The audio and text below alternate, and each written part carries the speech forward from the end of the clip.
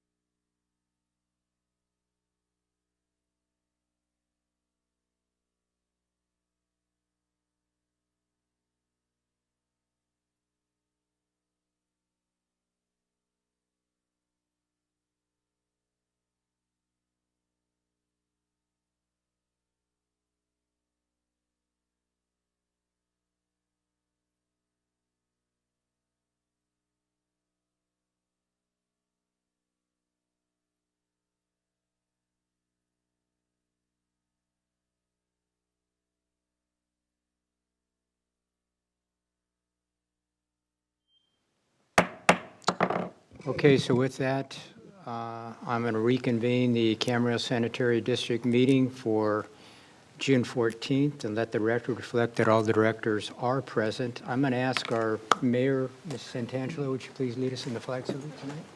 Please stand. Hand over heart. Ready, begin.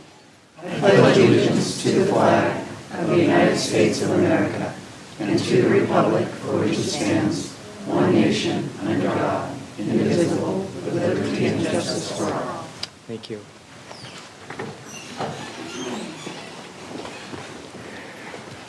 Okay, so approval of the agenda and general public comments. This is for the Sand District only for non-agendized items. Anyone like to make any comments? So with that, we'll get down to the consent calendar. Move consent.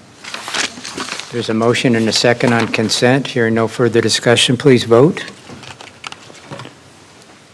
That passes unanimously.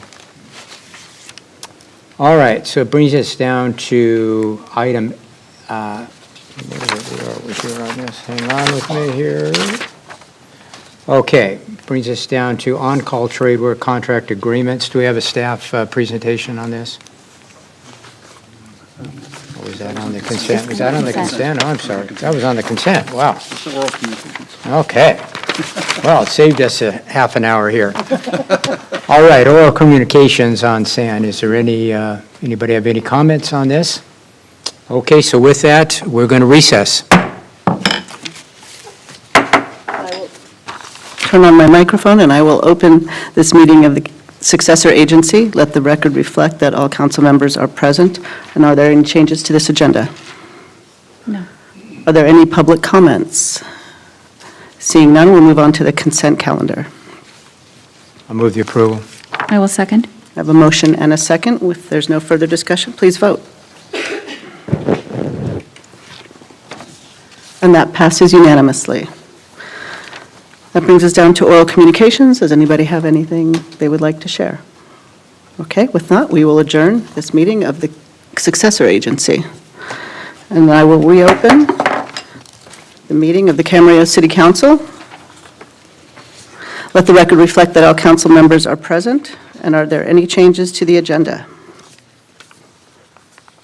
No. Seeing none. Okay. Then we get to move on to presentations. This is item D. And today, we are celebrating Pride Month, and it's my pleasure to be able to make some presentations tonight. Pride Month is a time where we get to celebrate everything that the LGBTQ plus community does for our community, and celebrate all the work that they have done for diversity and equity inclusion in our world and in our communities. So today I would like to make two presentations, and if I could first have Tess Allen and AJ Holmes come up to the presentation area.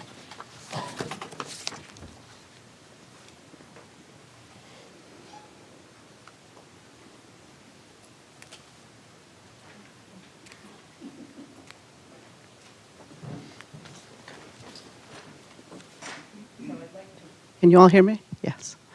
I'd like to read part of this. Whereas Pride Month is a time to focus on the importance of equality and inclusion and to enhance public recognition for the LGBTQ plus community, which means a great deal to the LGBTQ plus community.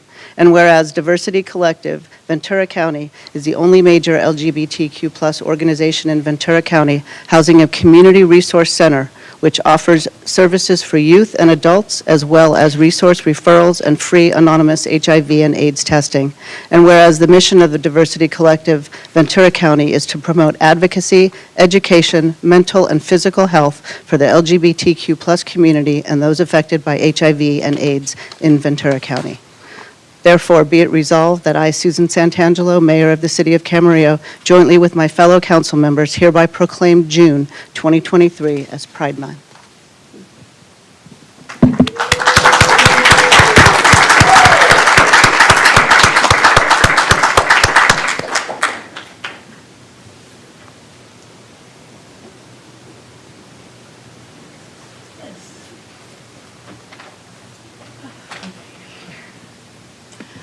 Thank you, Madam Mayor and Camarillo Council members. On behalf of Diversity Collective Ventura County It is my pleasure to celebrate this year's 2023 Pride Proclamation from the City of Camarillo. I am Tess Allen. I'm the Executive Director at Diversity Collective, Ventura County, and my pronouns are she, her, and hers. Our mission at DCVC is to provide advocacy, visibility, safety, and wellness for the LGBTQ+ community in Ventura County. Since being founded in 2014, we've proudly served the LGBTQ community, and we're honored to celebrate the forward-thinking and inclusion mindset of the City of Camarillo.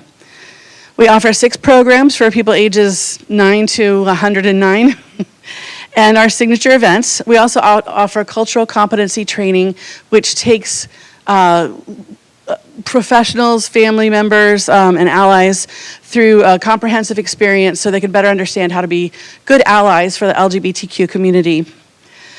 So why Pride and why June? For many LGBTQ residents, we celebrate Pride 365 days a year. Our pride shows up in the ways we live authentically. We stand on the shoulders of generations of LGBTQ activists, past and present, as we move towards creating a more inclusive world. The Stonewall riots happened in June in the 1960s in New York City, and these riots paved the way for activism that has brought equal human rights for the LGBTQ+ population to the forefront. And yet today, there are over 550 anti-LGBTQ bills in 49 states as of January this year. And access to affirming health care is being systematically shut down. Proclaiming June as Pride Month for the LGBTQ+ community in Camarillo is a way to show support for the human rights work that this population has accomplished so far. Raising a rainbow flag is a way of showing solidarity with this marginalized community of your city that so desperately needs it. Some people question, why do we celebrate Pride? If we lived in a world where all people, regardless of intersecting identities, were accepted, celebrated, and treated with equity and with respect, we wouldn't have to celebrate Pride for a whole month. But we're still in a society that judges a person not by the actions they may take, but by who they love. In short, Pride is important because someone today here in the city of Camarillo feels like they would be better off dead than to be gay. So my ask to the City Council and to all Ventura County residents is that we continue to move beyond words and into actions. Allyship is not an adjective. It's showing up for the most marginalized people. So may we continue to show up for one another, and may we continue to keep doing the work to make a community that is safe, inclusive, and equitable for all. Thank you.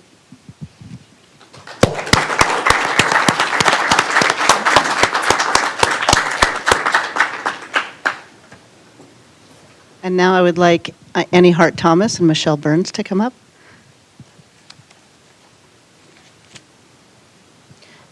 In addition to being friends of mine, these two ladies started last year by putting on a Pride event for Camarillo, which was hugely successful, and they're doing it again this year. And so because of that, we are presenting you with this certificate from the City Council of City of Camarillo, recognizing Camarillo Pride for hosting the Rise and Shine event on June 25th, 2023, providing an opportunity to connect, interact, learn, and share information with a focus on providing a free and safe space for members of the Camarillo community and their families.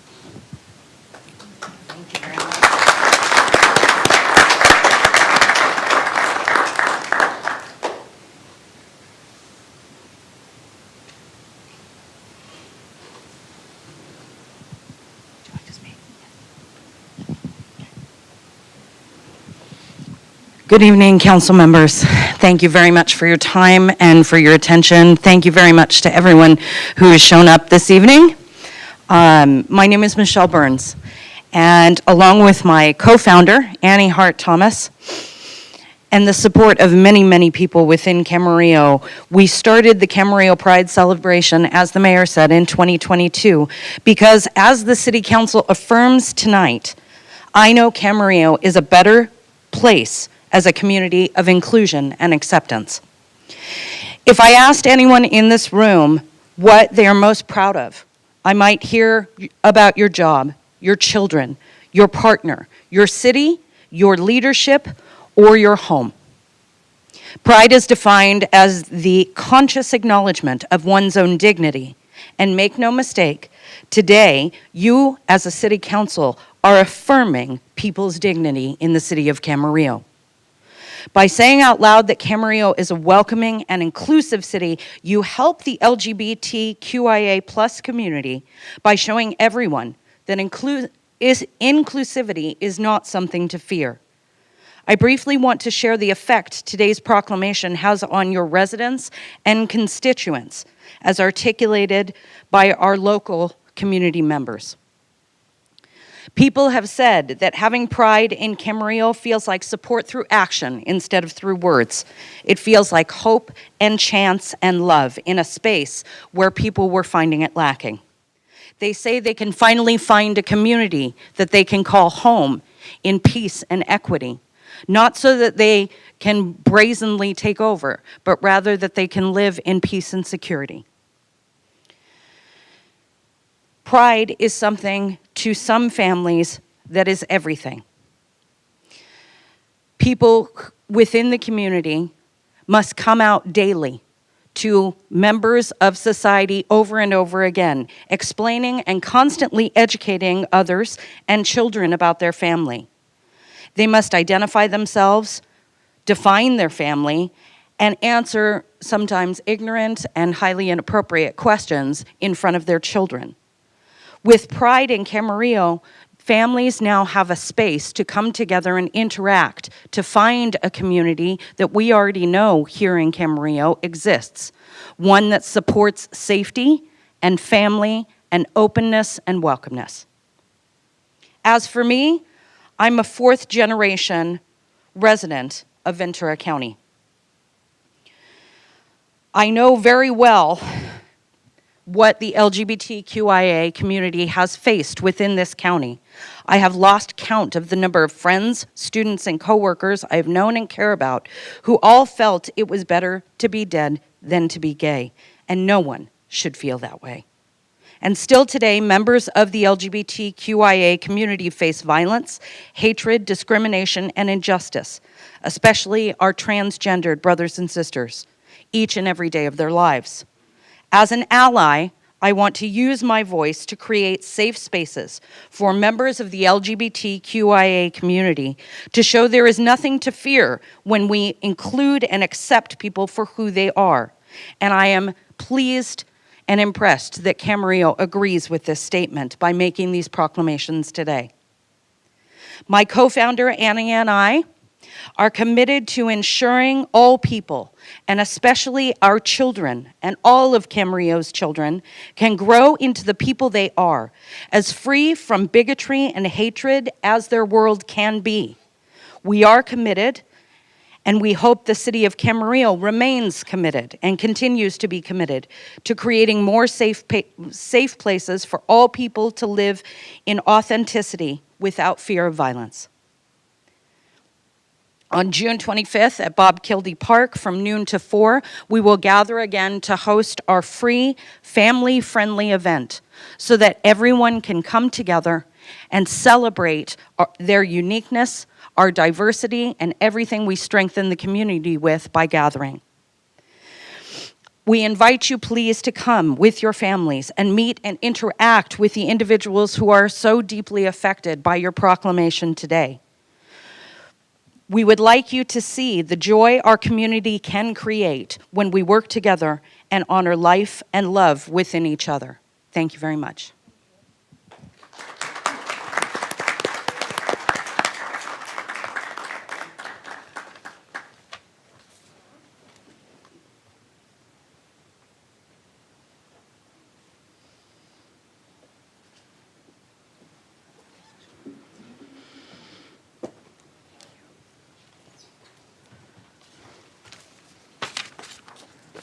Would any of my colleagues like to make some comments?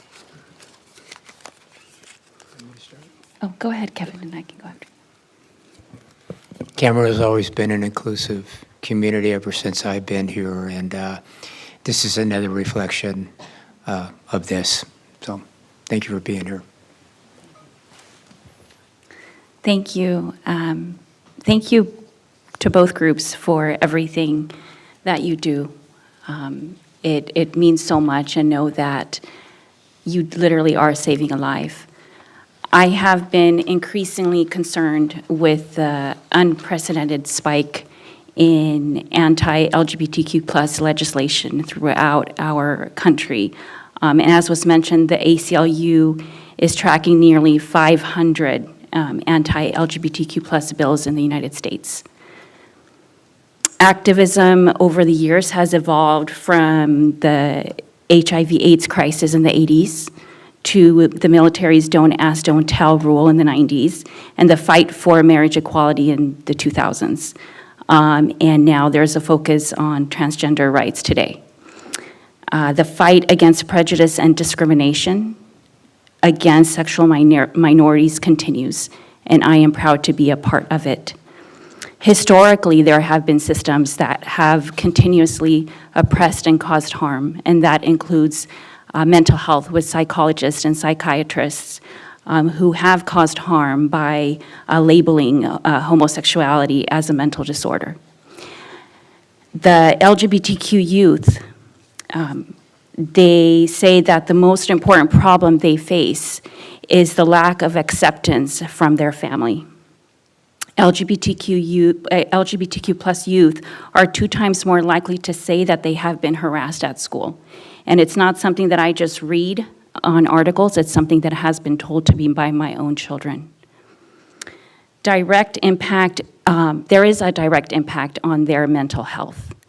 And with studies indicating that about half of our LGBTQ plus youth have considered attempting suicide in the past year. LGBTQ youth who find their schools and communities to be affirming of their identity report lower rates of suicide. So I strongly believe that we all must work together to help protect safety for all. Celebrating Pride Month helps our LGBTQ plus community feel safe, affirmed, and welcomed. The mission of the City of Camarillo is dedicated to providing effective and efficient municipal services that provide a high quality of life, economic vitality, and a safe environment for all. A safe environment for all, not some. And with that, I would like to highlight one of our comments that came through from a business owner who lives here in the city of Camarillo. And this is AJ Holmes, who also serves on the board of directors of the Diversity Collective, and indicates, I'd like to thank the Camarillo City Council for presenting a Pride Proclamation this year, especially in the face of nationwide criticism and negative comments rooted in intolerance, misunderstanding, and regression directed at nearly anything that supports our LGBTQ plus community. While this year, a few holdout cities in the county have chosen to cower in the face of isolated dissenting voices, you've chosen to proudly proclaim this city as one that welcomes and loves all, including our wonderful LGBTQ plus community. I want to remind you all of something. These public displays mean everything in the world to someone you know and to people you love, whether they say it or not. Pride proclamations represent your friends, family members, coworkers, and perfect strangers. And as a member of the LGBTQ plus community myself, I cannot thank you enough for this public showing of support.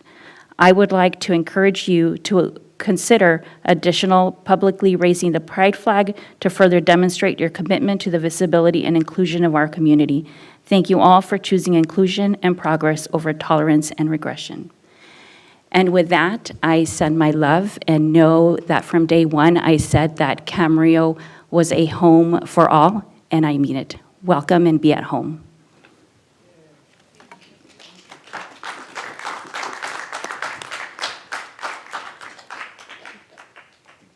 Okay. Thank you, guys. Thank you for being here.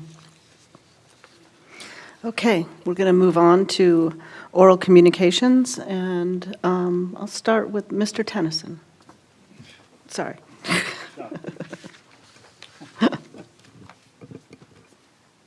I had only one meeting, RDP 21 on June 1st, but there were many events going on in the community on Memorial Day, along with Vice Mayor Tremblay and Councilmember Kildee. I attended the Canale Mountain Memorial Day celebration, and I'm sure Vice Mayor Tremblay may have something else to say about that. I also attended the May 31st grand unveiling of the Many Mansions Rancho Sierra Senior apartments. That was pretty impressive to see the modular construction of what they're going to be building out there. Along with Councilmember Martinez Bravo, I attended the California Joint Powers Insurance Authority newly elected academy on June 4th through the 6th. We made a little bitty detour prior to going there to go to the city of Orange to see the pedestrian undercrossing at the Metrolink station down there.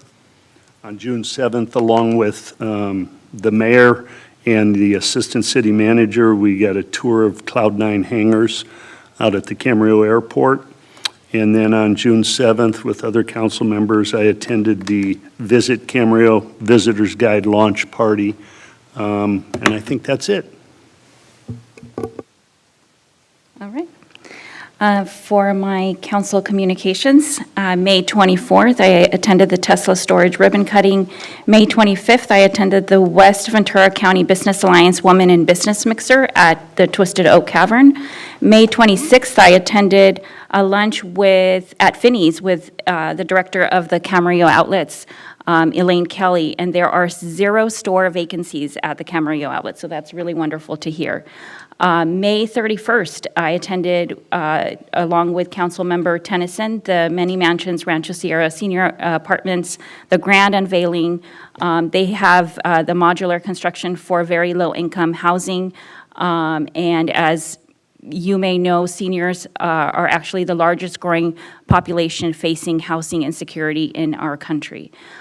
June 1st, I attended Coffee with a Cop and / Touch a Truck, because it was really a fun event for the kids at La Mariposa School. June 1st, I attended the Utilities Committee with Councilmember Tremblay.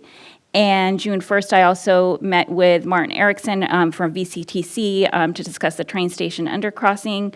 Sunday, June 4th, as Councilmember Tennyson mentioned, we drove over to the city of Orange to observe the undercrossing that's out there. So thank you for that idea, Councilmember Tennyson. Sunday, June 4th through the 6th, I attended the California Joint Powers Insurance Authority Conference, the CJPIA, in Huntington Beach. And for those of you who may not know what this organization is, it was established back in 1978 for the purposes of providing liability protection for its members from losses and lawsuits. So it was a very informative conference.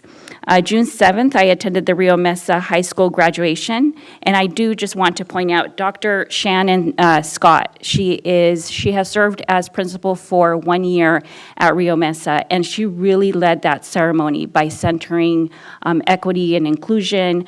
She spoke in English, she spoke in Spanish, and included some sign language. So it was an absolutely wonderful experience. June 9th, I had a lunch meeting with Assembly Member Steve Bennett. June 9th, I also had a Kidstream video shoot interview. That was a fun experience. June 12th, I met with Ventura County Supervisor Matt Levere. June 13th, I met with Lori Backrack, co-founder of Sony Horses. They're a nonprofit whose mission is to bring smiles to children's faces while developing positive relationships between law enforcement, volunteers, and the community. And I think that is one of my most favorite parts of being a council member, is continuing to meet community members, especially those who are continuously doing good work. She was just such a wonderful human being. June 14th, I attended the La Mariposa promotion at La Mariposa Elementary School. June 15th, tomorrow, Councilmember Tennyson and I are going to be a part of a community outreach idea that I had, which was called Walk With Us. It's going to be tomorrow at Pitts Ranch at 9 a.m. So it's going to be a fun opportunity for the community to come out, meet with us, talk with us, and for us to get to know each other more. And today, I would also like to kindly request to adjourn today's meeting in honor of Mr. Matt Borchard, teacher at PVSD, who passed away suddenly. Thank you. Yeah, okay. Meetings attended. May 25th, I went to a VCOG admin meeting, and June 1st, VRSD, along with other council members, I was at the Memorial Day celebration, and it's always really moving to go to that. First time, I think, maybe Mr. Tremblay, I think in 2 years that we've had it, maybe 3. This was the first year that we've had that celebration as well. And our esteemed commander, Eric Tennyson, was there and gave one of the keynote speeches, and as usual, he did a very good job. And I always, don't necessarily enjoy going to those, but I'm honored to be invited to attend that. I also want to congratulate all the graduates of this year. We've got several graduating classes, and really proud of them. And I'll say just a really quick, funny story. We've had a business in town for many years, and years ago, we had one of our employees named Bob Broker, a graduating senior, came in, and he mentioned to Mr. Broker that he was going to graduate. And so Mr. Broker said, "Oh, that's wonderful. So now you're going to be going to the College of Hard Knocks." And he looked at him, he said, "Where's that?" Always thought that was really funny. So congratulations to all the graduates. I know you're going to do some really great things in your life. So with that, that's all I have. Thanks, Madam Mayor, and you have to kind of bear with me. I have a few things to talk about tonight because I had unfortunately missed the last council meeting. So just in terms of meetings attended, catching up on May 11th, I attended the Master Plan for Aging Conference, sponsored by Camarillo Healthcare District. I attended a memorial for the Caltrans District 7 workers who have died in basically in the line of duty and have died on the freeways. One of the best things about being vice mayor is I get to pinch hit for the mayor on a number of things, and it's always a privilege to do so. So on May 11th, I also did a ribbon cutting for Pinnacle Real Estate. On May 12th, I had a Ventura County Transportation Commission meeting. On May 13th, an Eagle Court of Honor, pinch hitting for the mayor for Jackson Caspar of Troop 262. On May 15th, I played in the Battle of the Badges golf tournament. I want to assure you that my job in playing golf is to provide comic relief for those with whom I play, but it's fun nonetheless. On May 17th, I had a Utilities Committee meeting together with Councilmember Martinez Bravo, and the Boys and Girls Club opening on May 17th as well.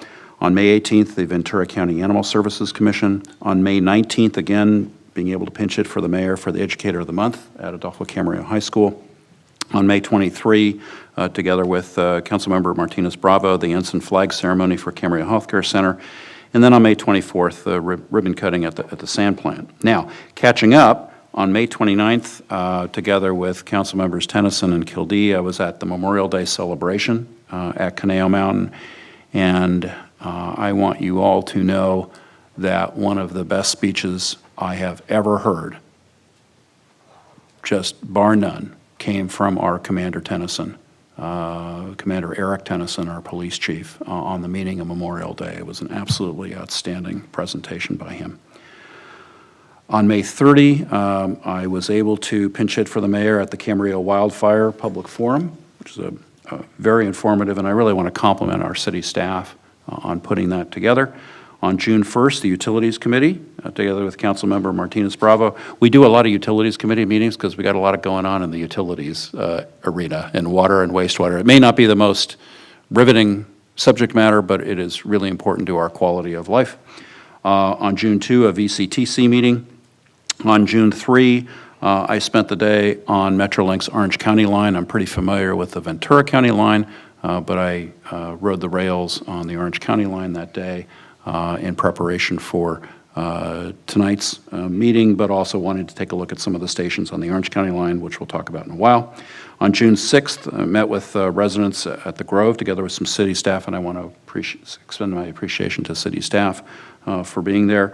On June 7th, I attended the CHTA, the Visit Camarillo, the Visitor's Guide launch party, together with the mayor and Councilmember Tennyson. Were you there? No, no, okay. Not that one. You were great, okay. June 9th, I had a Metrolink Executive and Contract Operations Committee meetings. And then for the last 3 days, got back late last night, I was at the APTA National Rail Conference back in Pittsburgh. I apologize to my colleagues for missing the May 24 council meeting due to illness.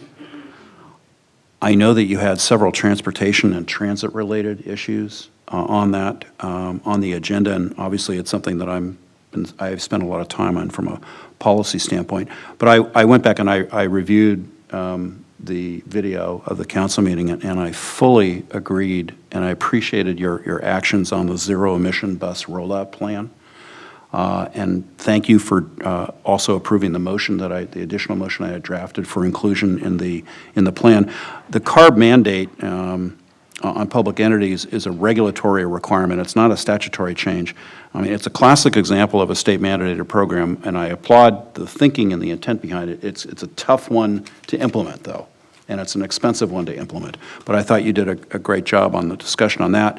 And I also thought you did a great job on the ties on the transit integration and efficiency study conversation. Again, I fully agree with what you did. At the February 23, at the VCTC meeting in February, all the commission, the 17 members, had this conversation. And I stated, among other things, back in February, look, I'm just one of 5 on the Camarillo City Council. The ties study needed to be presented to all of the city councils in the area, including ours, for input by all the council members. And I stated at that time that I was not in favor of alternatives 2 or alternative 3, but that I would consider alternative 1 depending on what all of you said. And my position is I fully agree. I'm 100% aligned with your views on this. And I note that we had a recent letter that went to VCTC explaining that precisely, that our city manager wrote to VCT expressing the city's position. So thank you for a great conversation. Sorry I had to watch it on YouTube, but anyway, catching up. I'm sorry to do this to you, but a couple more things. I received an email recently from a resident expressing frustration with scheduling an appointment on the city's household hazardous waste site for dropping off household hazardous waste like paints, solvents, et cetera. And they had difficulty in the scheduling. They weren't able to get an appointment or a return phone call. And I passed on that email to city staff. And I want to just, and I indicated that I would be speaking to this tonight, so I want to just indicate a few things. The city does have a contract for household hazardous waste disposal with an entity called Clean Harbors, which provides that service for other cities as well. And it requires the city, the city to schedule appointments. So people can call and schedule an appointment about 15 minutes apart. There are a finite number of appointments that are available, and the city shares its calendar for this disposal with other jurisdictions. The program includes 2 drop-off events at Clean Harbors, which is on West Verdolera Street, which are held on the second Friday and Saturday of each month. Residents can schedule an appointment between the hours of 8:30 a.m. to 2:30 p.m., excluding a lunch break, by just going to the city's website, to the HHW website, or calling Clean Harbors directly at 805-987-0717. I want to add, that is not a city number, that is the number for Clean Harbors. Appointment times are staggered in 15 minutes, allow up to 8 appointments to be scheduled for each available time. If you go to the Household Hazardous Waste webpage, and it's a great program that is in place, it allows you to sign up for appointments for events scheduled to take place in the next 2 months, for any of the following 2 months. So right now, appointments for July and August are open. is my understanding. On the first of each month, the staff check the current month's scheduled appointments list to begin tracking the remaining appointments time. Fridays are popular. They most always fill up first, and they're closed 1 week before the event or on the Monday before the event, and then Saturday appointments are typically closed the Wednesday before the event. So bottom line is, sign up well in advance if you can. And then because the scheduling is so tight, no other appointments are accepted once the event date is closed on the HHW webpage, but staff continues to assist residents by providing information for alternate facilities that would accept the item that they want to dispose of, and that's explained on the city's odds and ends guide webpage. I really appreciate the amount of work that it's taken for city staff to do this program. The program right now is operating at a level that currently exceeds the demand, which is interesting, because there are a number of vacant appointments each month. But I know city staff, in discussion of this, has recognized the opportunity to increase its outreach.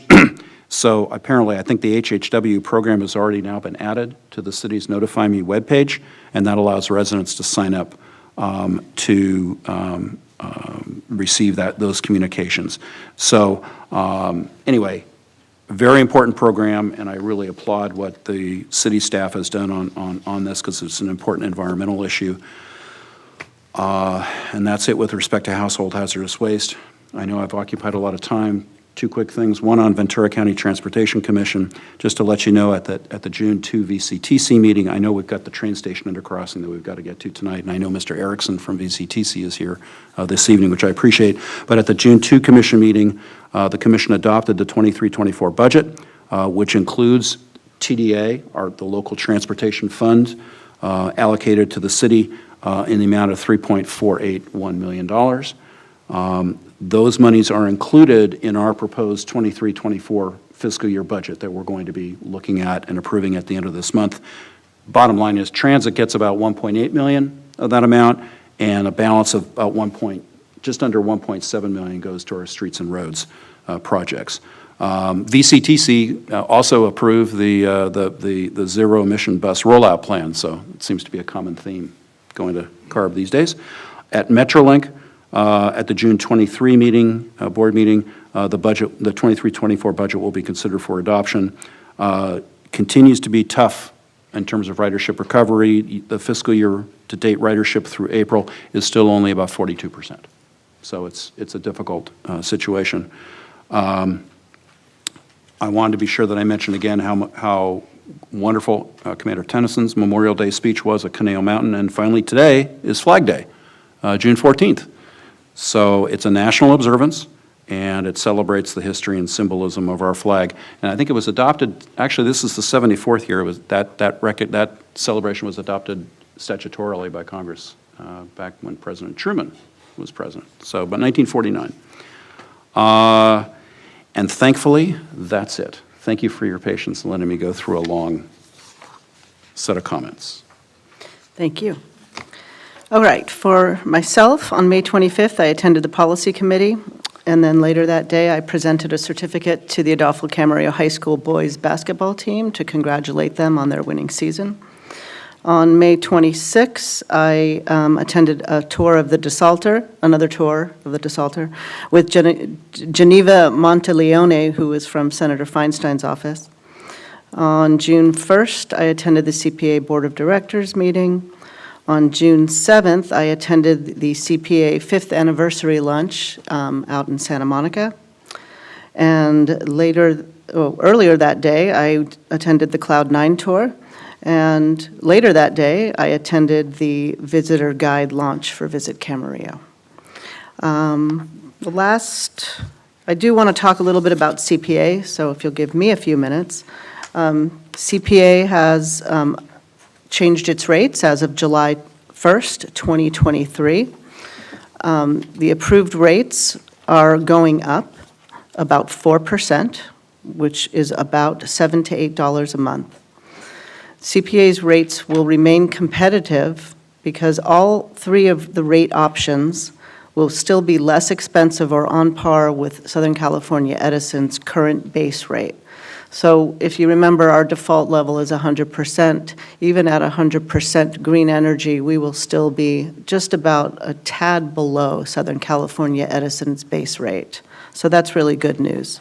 As always, you have the option to opt out or opt down to different levels.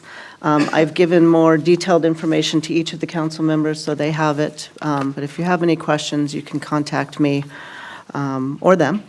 And just as a reminder, by going to 100% default, we have reduced our greenhouse gas emissions by 173.5 million pounds a year.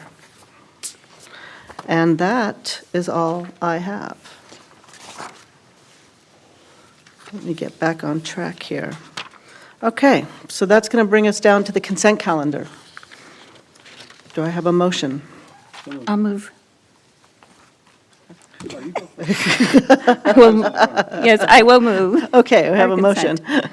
I have a motion and a second. Please vote. And consent passes unanimously. Okay, that'll bring us down to our discussion items, which is item M, the First Amendment to transfer of real property on city's affordable housing loan. Joe Vaca? is Yes, this thank you, Mayor Santangelo and members of the City Council. So we're very excited. I'm sure you've all noticed that there's earth-moving equipment and grading is underway at the Vista Camarillo project at 2800 Berry Street.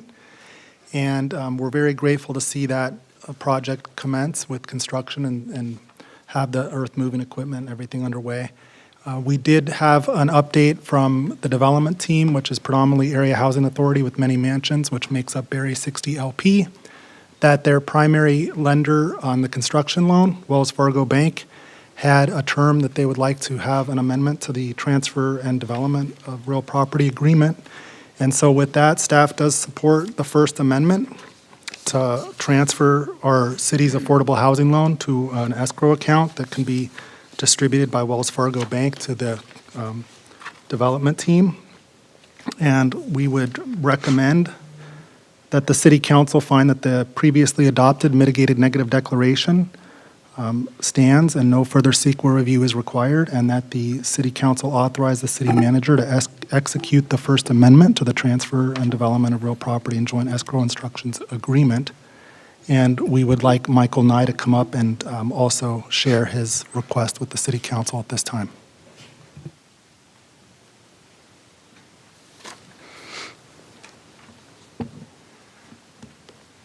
Good evening, Madam Mayor, Council, staff. Again, my name is Michael Nye, Executive Director with the Area Housing Authority of the County of Ventura. I'm here tonight representing Berry 60 LP, the developer for Vista Camarillo Apartments. And in 2022, we applied and were awarded a competitive application for tax credit financing for federal tax credits from the state of California to finance the construction of Vista Camarillo. And to assist that construction, we also received from the city of Camarillo donated land at 2800 Berry Street. And the city committed to a loan, as you know, of $4.9 million. The final piece of the puzzle was the Housing Authority loaning $1 million to the development as well. The low-income housing tax credit finance developments typically the construction lender and the tax credit investor, which, by the way, on this project is both divisions of Wells Fargo Bank. Typically, they require all subordinate loans to be fully dispersed to pay for project costs prior to any drawdown of the construction loan. It's just something that's a little different than normal, what you see with normal development, just that the tax credit development process is a little different. In our case, there's two subordinate loans that I just mentioned, the $1 million from the Housing Authority, which has been dispersed, and then the $4.9 million from the city.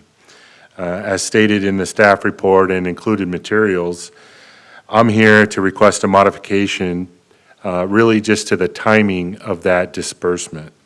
From a percentage of completion, which was in the original agreement, to just a lump sum disbursement. And as Mr. Vaca mentioned, that would be to an account that is controlled by Wells Fargo Bank, that once we submit a drawdown request, they would have control of that account and then transfer that money to us so that we could make payments for the construction going forward. So really, again, it's just a timing, and if you have any questions, I'm happy to answer them. Just a quick project update, as Mr. Vaca said, the nice green fence is up. You can't really see what's going on unless you peek in the few windows, but all of the concrete has been demoed and gone. That began April 13th, so we're 2 months exactly into the process. We're into actually setting the pads, the dirt pads for each of the 5 buildings at this point. So things are moving along, never as quickly as you hope, but our schedule for completion is 16 months from now. So October of 2024, we'll be very excited to open those doors for 59 residents at the property. So I would like to just also say that the project is fully funded. We have all of our funding in place, and that with tax credit projects, they do complete. There's no question that it won't get done. If something were to go south and the housing authority wasn't a part of it, it would still get done. But I'm here to tell you that that will not happen, and that the housing authority will definitely be a part of it, along with our partner, Manny Mansion. So we're very excited, and make that request of you this evening. Thank you. Questions? Question. Mr. Kildee? You have a question, Michael? No, sorry. You kind of spoke a little bit about the timing issue. Can you expand that a little bit? What constitutes the timing on this? Yeah, well, on the original agreement with the city, the disbursement of the 4.9 million was going to be as a percentage of completion, construction completion. That's correct. Which would have been over the 18 months. So, you know, if the first month was a 10% construction completion, you know, we'd have got 10% of 4.9 million. That's our only source at this time, is the city loan. Until that money is fully dispersed, then we would be able to have access to the construction loan from the construction lender, from Wells Fargo. So it's really just a matter of trying to continue the project. It's a cash flow issue. The housing authority doesn't have the capacity to carry that type of payments to get us through to construction, you know, once the 4.9 million would be paid.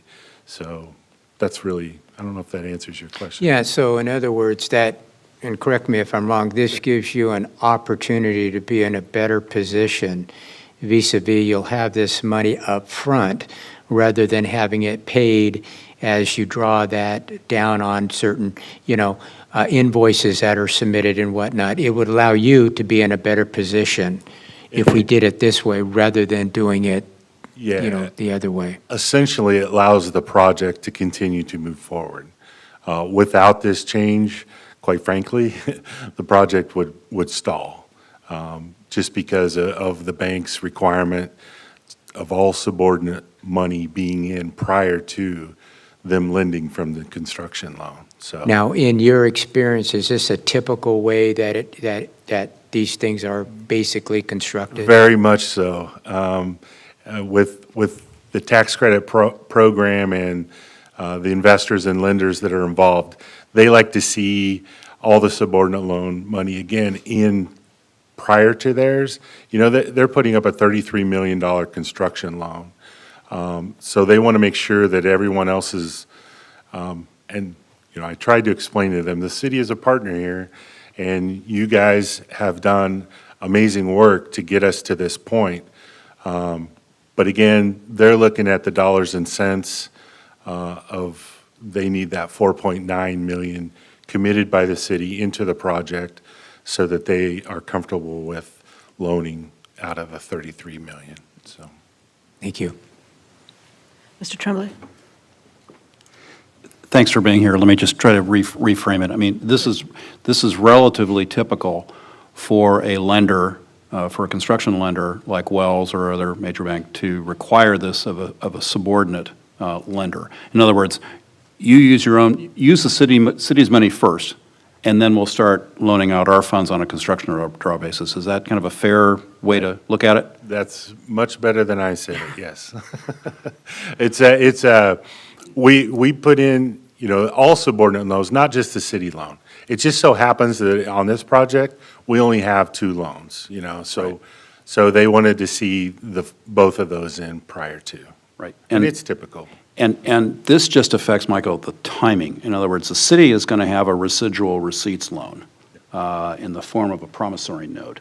So this doesn't affect the repayment schedule or it doesn't affect the repayment in any way of the city's loan, even though the city.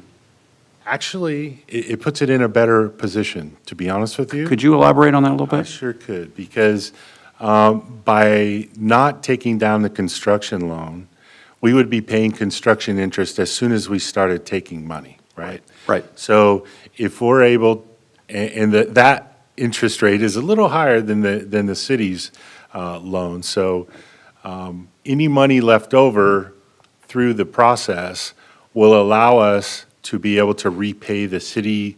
If our construction interest is lower, we'll have funding that can go towards repayment of the city loan quicker, in a more timely fashion. So actually, if you look at it through that prism, it's actually advantageous. It's a benefit. To the city's position. Yeah, it's actually a benefit to the city, Okay.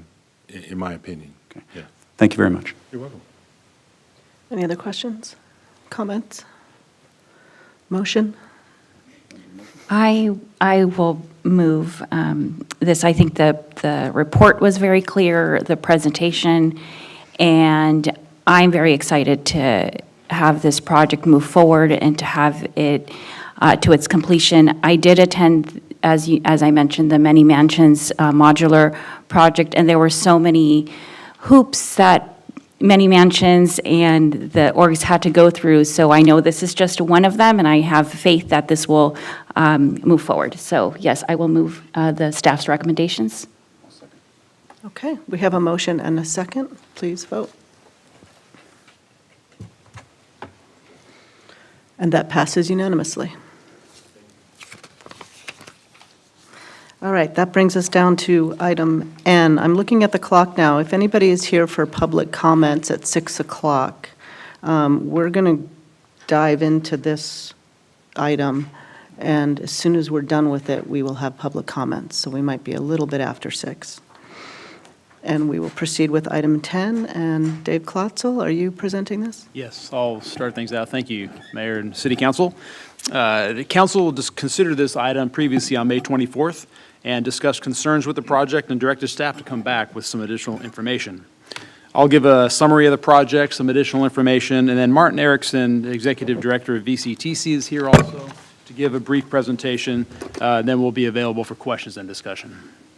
In coordination with VCTC, the project was added to the city's capital improvement program in 2012 to address the need for an improved crossing between the 2 platforms at the train station as an option to the existing and lengthy pedestrian ramps and overcrossing, and to maximize the ability for trains to utilize both platforms.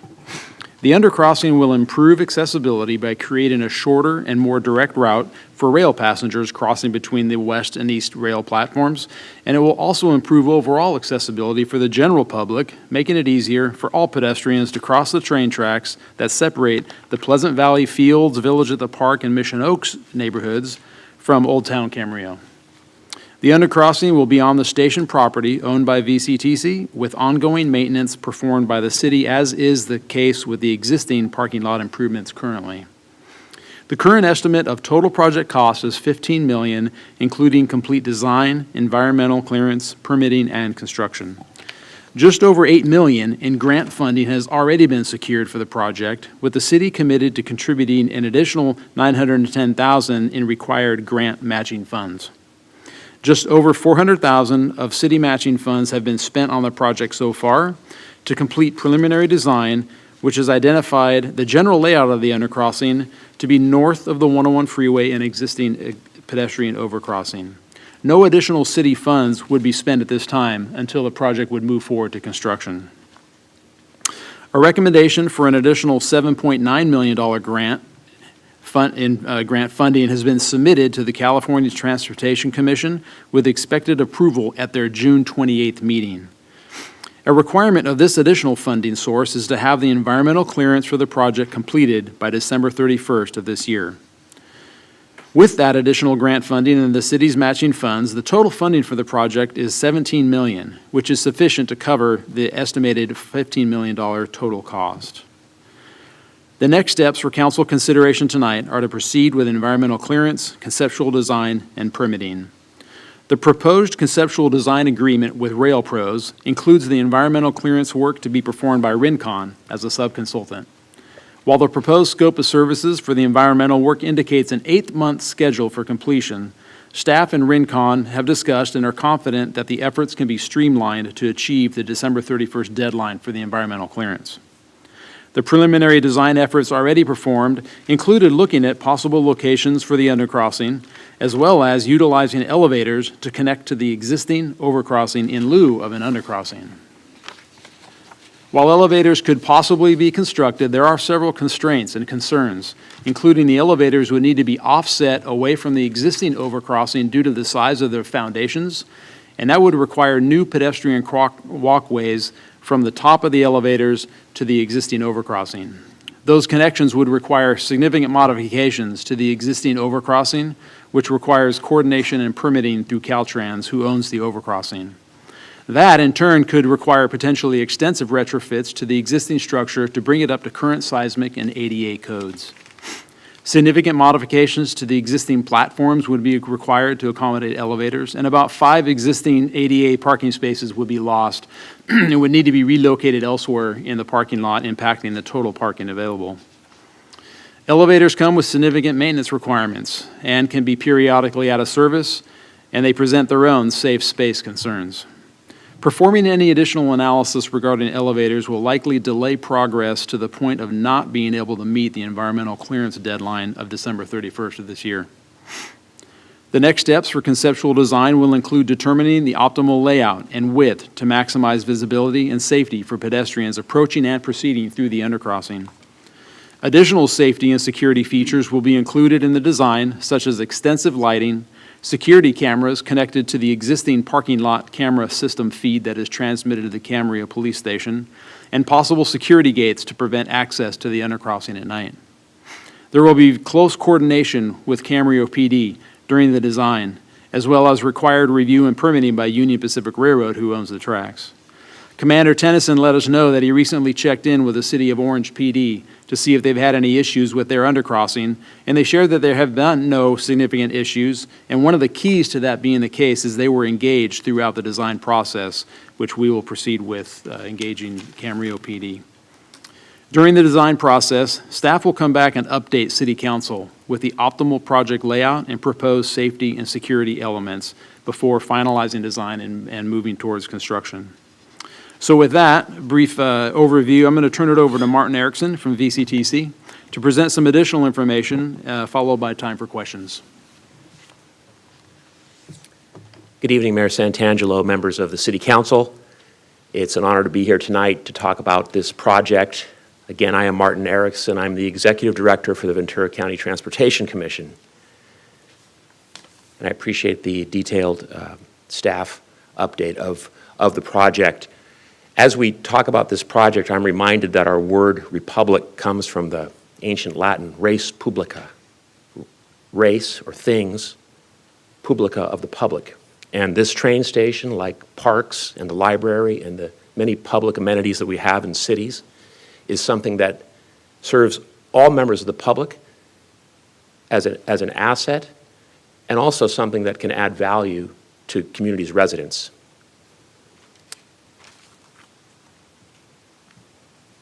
VCTC has, not sure if the next slide, let me just advance it.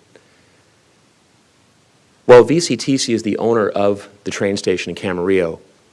We have had a long and successful partnership with the city of Camarillo since the station was first built after the Northridge earthquake of 1994 on a temporary emergency basis to the permanent station it has been since then, since 2000, serving both Amtrak and Metrolink service as well as VCTC Intercity Bus, Camarillo Area Transit. The project has been in the city's CIP for over 10 years. And it really is a reflection, again, of an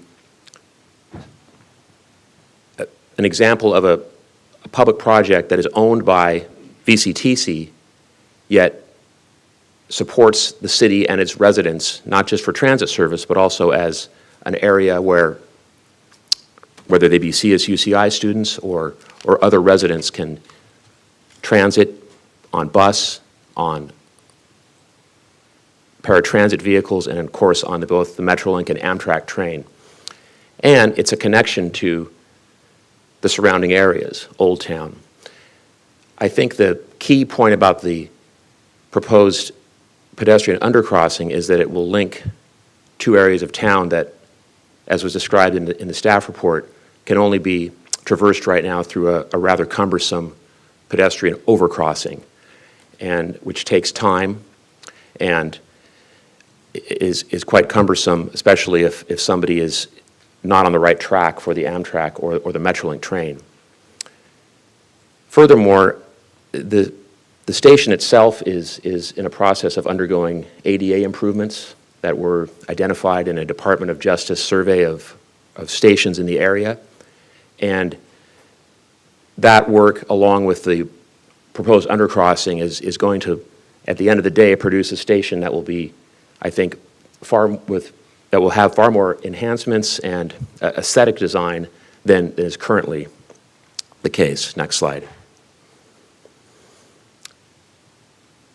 It was discussed about recent visits to other pedestrian undercrossing stations. This slide shows, I think, some examples of successful pedestrian undercrossings from Santa Clara, Caltrain station at the bottom in Northern California, to, in the right top corner, in the city of Encinitas, down to our south.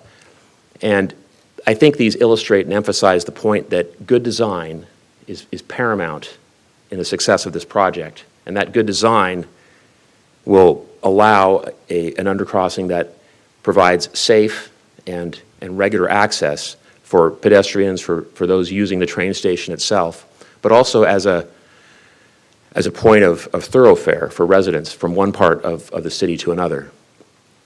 Next slide. I think your staff report identified some of the challenges and opportunities that were brought up and discussed at your last council meeting.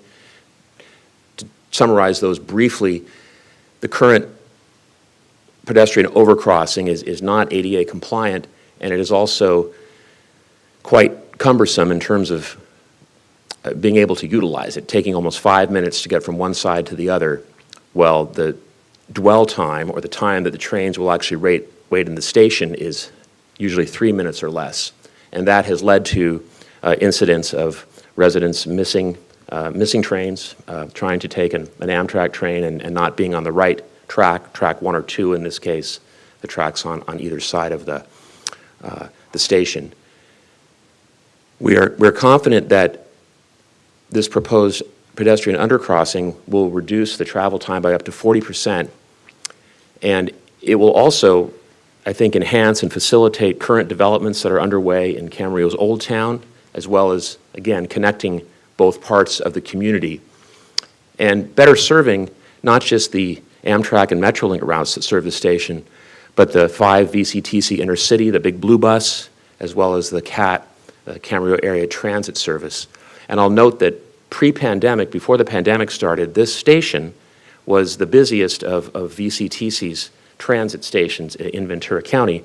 And even since the pandemic, it's our second busiest. So it is a well-utilized station, not just for rail transit, but also for bus transit. Next slide.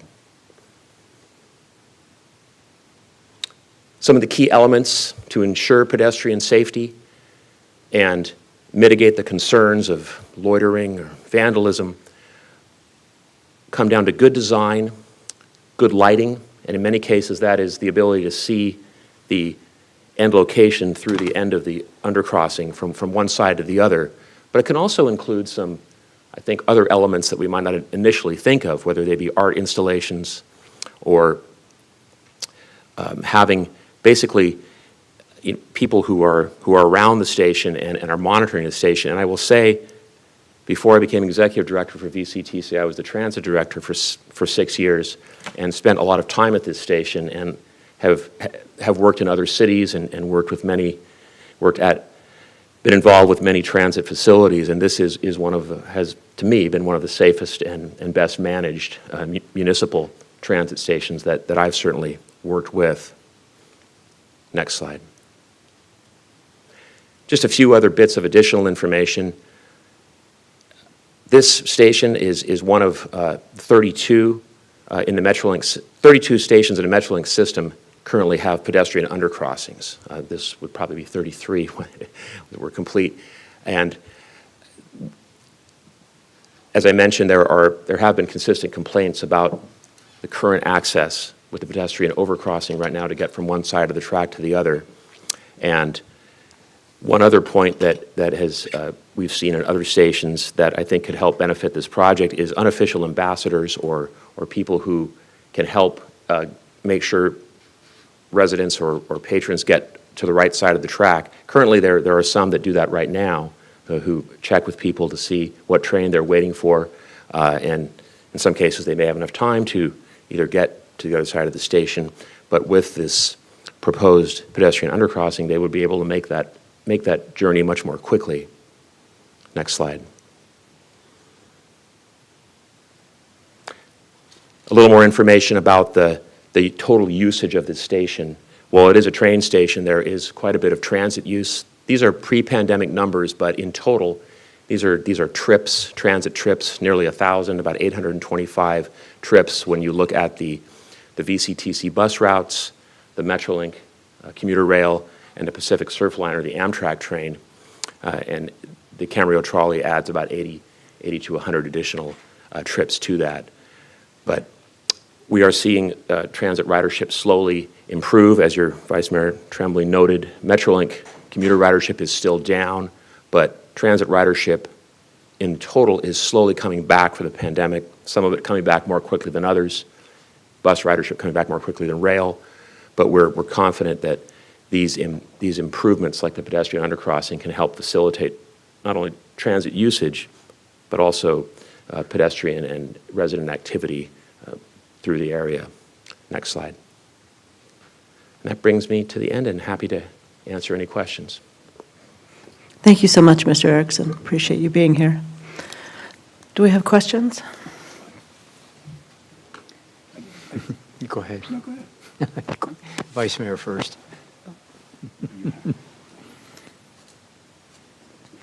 There we go. There's the mic. Thanks, Madam Mayor. Thank you, Kevin. I do have some questions for both Mr. Klotzel and Mr. Erickson. And first of all, I just want to say thank you to my fellow council members. I could not be here for the discussion on May 24. I know that you tabled it in order to receive more information, but that also allows me the chance now to weigh in So I appreciate the chance to weigh in on this. I had sort of two sets of questions. Just one was the first was on current conditions, and I think that's probably going to go to you, Martin, and the second to you, Dave, based on a conversation that you and I have had today, in fact, regarding some of the items here. Mr. Erickson, just to kind of confirm the current situation that exists right now, because that has to be established as the baseline condition. So track 1, which is on the west side, is currently physically separated from track 2 on the east side, correct? Correct. Okay. And the Pacific Surfliner trains, or the low sand trains, they use both sides, both tracks, correct? Both tracks 1 and track 2? Yes. Although sometimes there's uncertainty as to which track, whether it's going to be track 1 or track 2 that the Surfliner is going to use, right? In other words, it's not always clear, for example, that a southbound low sand or Pacific Surfliner train is going to use a specific track. Correct. And Metrolink, conversely, uses track 1, the track on the west side, right? Except for Saturdays, Except for the Saturday service. when it uses track 2. So it's kind of a tough thing to keep up on. Is it fair to say that, whether it's because of the concurrent use of and by the way, the tracks are also owned by Union Pacific, right? Yeah, the right-of-way through there is owned by Union Pacific, and VCTC has an easement to use that portion of the track because we are the station owners. Right, so Union Pacific owns the tracks with that easement, and VCTC owns the station, right? Caltrans owns the pedestrian overpass, and the city is responsible for some of the maintenance, for example, landscaping and maintenance and trash removal, right? Correct. But the city does not have responsibility for transportation-related matters, signage and operational functions, correct? That's really VCTC or Metrolink It or is Pacific primarily, Surfliner. VCTC or LoSan, the JPA that manages the Amtrak or Pacific Surfliner service, and also Metrolink. And you probably, as noted, there are currently electronic Metrolink signage and information boards there on the platform on both ends. And whether, the consistency of the use of tracks by particular trains, is it fair to say that whether it's because of the concurrent use of the track by freight trains, including the Union Pacific freight trains, or for other reasons, it's just not consistent in terms of, you can't absolutely rely going to track 1 and expecting that the train, whichever train you're going to board, for example, the Pacific Surfliner train is actually going to be utilizing that track, right? Yeah, for the most part. Again, almost all of the Metrolink service is on track 1, as you mentioned, the track closer to Lewis Road, with the exception of the Saturday service. Okay. And if I understand the presentation correctly, when the trains typically stop, or their term is dwell, it's for about 3 minutes, right? At the most. And if you're on the other side of the tracks and you need to get over to the other platform, that typically takes about 5 minutes, right? Yes. Okay. And my understanding, based on your presentation, is that the current pedestrian overpass is not ADA compliant. It's not. I mean, it's still, people use it, it's functional, but it, like many structures in transportation, including the current station itself in our parking lots. And just to make sure I understand this correctly, at present, there is no possibility, none, of having an at-grade crossing where you can just walk across the railroad tracks with the arms coming down, because Union Pacific and other freight carriers are no longer allowing that, and actually maybe it's the PUC, but you can't correct. do at-grade crossings anymore. Yes, that option is really not feasible anymore. Okay, so I'm going to kind of now ask some questions of Mr. Klotzel. You're not off the hook yet, but okay. But Dave, based on my conversations with you, some have suggested, for example, that the current overpass be utilized and have elevators put or affixed, I'll use that term, to the current overpass. But if I understood your presentation correctly and based on the conversation, for both the platform, if platform elevators were installed on both the west side and the east side, there would have to be physical structural modifications made to the existing overpass, right? Correct, yeah. And is it fair to think that either there would have to be existing modifications to the existing overpass, or perhaps even a brand-new overhead pedestrian walkway Right. with the two new elevators? So it's one or the, I mean, it's, if that were to occur, either you got to modify what's there, it's existing, or you'd have to build an entirely new overhead pedestrian walkway, right? Correct. And if I recall correct, so Caltrans owns the existing pedestrian overpass, right? And so if elevators on either the west side or either the west or the east platforms were connected, that would require some form of design analysis and review by Caltrans, Correct. right? Which takes some time, right? In terms of the existing pedestrian overpass, my understanding is it's not ADA compliant. Is that because of length of, I think you mentioned to me in a conversation, is that because of length of slope or landings? Yeah, I'm not familiar with the details of that, but that is what I have recall hearing is the slopes, basically the steepness in some areas does Okay. not meet current standards. Okay. And I think you shared with me when we were talking about this that, you know, if, let's say you had to go to a whole new pedestrian bridge, and, you know, in lieu of modifying the existing one, Union Pacific at that point could step in and say, wait a minute, time out. We want you to demolish the existing pedestrian overpass, right? I mean, is there that possibility? Yes, sure. So that's an unknown at this point. Okay.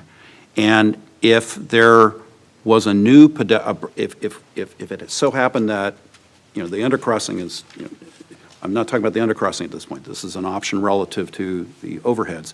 But if you had to construct a new overhead pedestrian walkway, you couldn't just modify the existing one, wouldn't that require some kind of seismic evaluation? Yes. Okay. And if in fact the existing structure were modified, then there would also have to be a review from that standpoint to bring it up to code, Likely. Yeah. to building codes relative to seismic issues, right? Because that pedestrian overpass has been in place since, oh my goodness, since after the Northridge quake, right? Doesn't it go back to the Probably, yeah. mid-1990s? 98, 99, it's our, Okay. right. All right. And Dave, final question is this, and that is, when you're, in terms of the CEQA work and the subconsultant work, they're confident that they could accomplish that by the deadline that we anticipate would be in place if the California Transportation Commission awards these grant funds, right? Right, yeah, if that, and then also if the recommended actions approved tonight, and we can cut them loose and get going on that effort. Okay. Now, let me just ask a couple more, thanks. Let me ask a couple more questions of Mr. Erickson. If I'm understanding it correctly, the California Transportation Commission will consider the favorable recommendation on funding for this project at its June 28th meeting? Correct. Right? And if I understand it correctly, there's been an amount recommended by Caltrans for just below, it's $10.92 million for the Camarillo station undercrossing together with the ADA improvements. Am I right? Correct. And the ADA improvements, am I correct in thinking that those cost about, at least the estimated cost of those right now are about 2.5 million? That's right. And the balance of that would be with respect to the undercrossing project, Right. all right? And then in conjunction with that, CTC is also poised, and if it does, to approve just over $43 million for double tracking between Camarillo and Oxnard, the Leesdale siting project, correct? Yes, that is the current recommendation. We are quite pleased that they are considering that. Could you just explain briefly what the significance of that Leesdale sighting, that double tracking Sure. is from a public transit So standpoint? whenever you have an option for a double track versus a single track, it just facilitates train travel much more so than it would without that. And it's really quite simple in terms of when you have freight and two passenger rail systems operating on a single track. In many cases, it's very difficult timing issues. So the Leesdale siding, besides a double track, having a long siding or a track where a train can move out of the way while another one crosses is beneficial, and it's been something that we've been seeking along working with the city and with LoSan and Metrolink for many years. So the fact that we are, I'd say, this close to achieving this funding for that is a great thing. I think it shows the state's commitment for rail transit, and these were very competitive funds, so I really want to acknowledge my team in the application, working with the city and our other partners in the ability to achieve this. But having that double track between Camarillo and Oxnard and the additional siding will help immensely for reliability of the train service. Many of you probably experienced an Amtrak train that was late often. Part of the reason they're late a lot is because of that challenge of having to share the line with freight and with commuter rail. It also creates improved safety, and as we are trying to move more people out of single occupant vehicles and on to make train travel more attractive and more friendly, this will help. This will help in that regard significantly. Okay, thanks. And just final question, if I can, just to make sure I understand this from a fiscal standpoint. I know VCTC provided a single application for these funding, but the funding that CTC is poised to approve, hopefully, that is from the SB1 Solutions for Congested Corridors funding, correct? Correct. And could you just give us a 1 or 2 sentence short course on, those SB funds are derived from where? I know the answer, but I want you to tell us. Well, they were an increase on the tax, for state tax on gasoline that was done recently. Probably many of you remember it was a very big state issue, but really a combination of keeping our infrastructure, whether it be our highways, our streets, and our transit systems, functional and moving forward. This is part of that multi-billion-dollar state funding initiative that came through with SB1. Okay. Thank you, Mr. Erickson. Thanks, Mr. Consul. Thanks, Madam Mayor. Do we have other questions? I do have one question. Go ahead. Thank you, Mr. Erickson, for meeting with us for the presentation. I had a question when we had met, and it was, based on my council comments at the last meeting, they were mainly focused on public safety.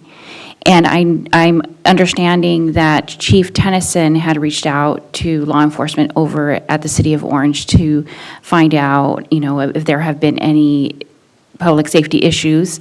But do you have a summary of local cities that are relative to the City of Camarillo, and a summary of any public issues that have, or public safety issues that have come about with those cities that have those undercrossings? I know I mentioned that at our last meeting, and I'm not sure if you're able to provide a summary on that.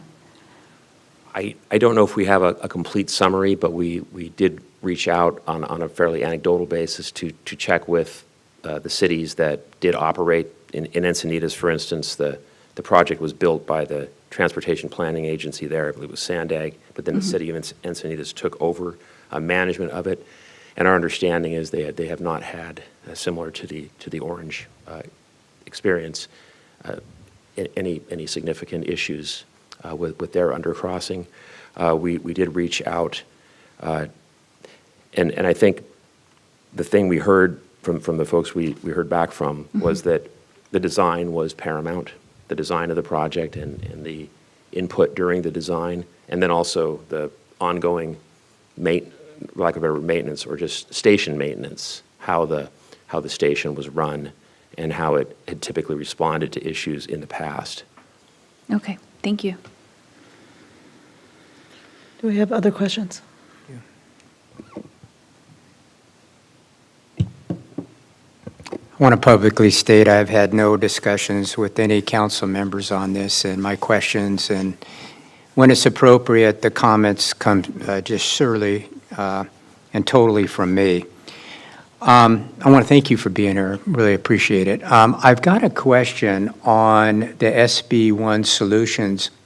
Almost an $8 million grant. I'm going to round up my numbers I'm going to round them up.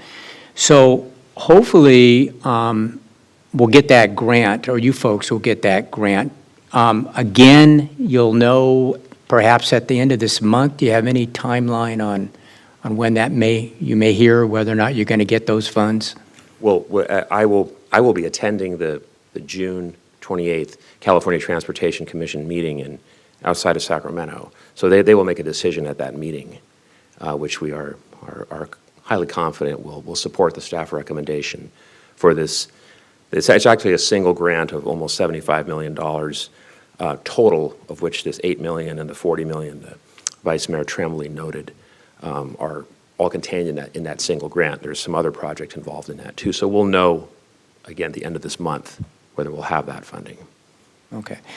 And I also want to publicly state I appreciate the work that VCTC has done and continues to do. A while back, I was actually a member of the VCT board, so we actually was a member when we hired Darren Kettle, so that was a while ago. Do you know what the current ridership numbers are in a rough amount? Currently, how many people are using our station?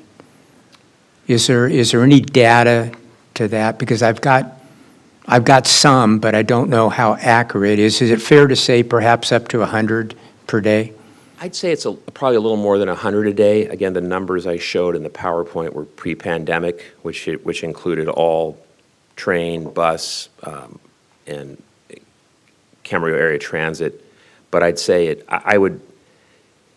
it's probably more in the neighborhood of 400, probably half that, 400 or 500, but increasing slowly. And that's not, again, we are not in a unique situation with our transit numbers being severely reduced since the pandemic and coming back. It's and a lot of that is really related to the Metrolink service. Before the pandemic, you had a fairly regular group of people who were going into Los Angeles County and Orange County 4 to 5 days a week, and that is a much lower number now, but hopefully will continue to keep coming up. And just so I get this correct, that the current overpass that we've got now was funded by Caltrans. It was not funded by the city. Is that correct? Maybe a staff member would know that. My understanding is it was built by Caltrans. That's my understanding. Also, as far as actual funding source, I would say it's because it was a Caltrans project related to the bridge, some construction on the bridge there, that it would have been a part of their project funded by Caltrans. Okay, so with that,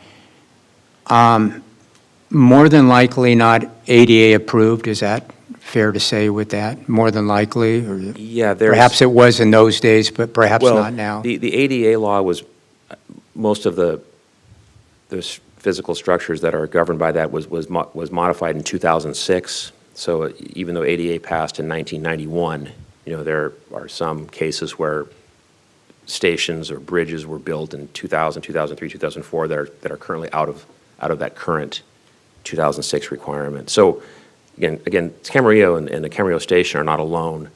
Several other stations and facilities are having to do ADA retrofits and modifications all around us, all around the state. Okay, so maybe, and I'm trying to, paint my picture here. Forgive me for being a little wordy here, but I think this is important. If in fact that overcross is found to be non-compliant, from the sheer fact that we didn't build it and/or own it, would it be on us to make those modifications to that? I would say it probably would be on since it's a Caltrans structure, it would probably be on Caltrans to do that. Okay. Unless we worked out some agreement with them where we, did some type of joint partnership, but that does take time and can be complicated. And has there been a project in Ventura County that has been this large? In other words, up to somewhere north of $15 million? Has there been other projects in Ventura County that have been to this degree?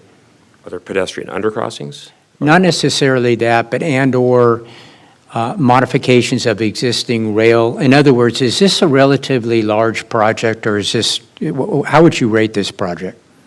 There are currently plans for the Simi Valley Station and double track that are part of a much larger Metrolink capital project program.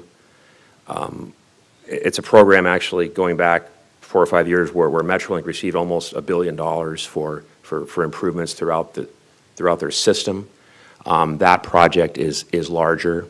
I think it's more in the neighborhood of all in 50 to 60 million at least. So I'd say this is not a small project, but it's not for rail projects, which can be quite costly.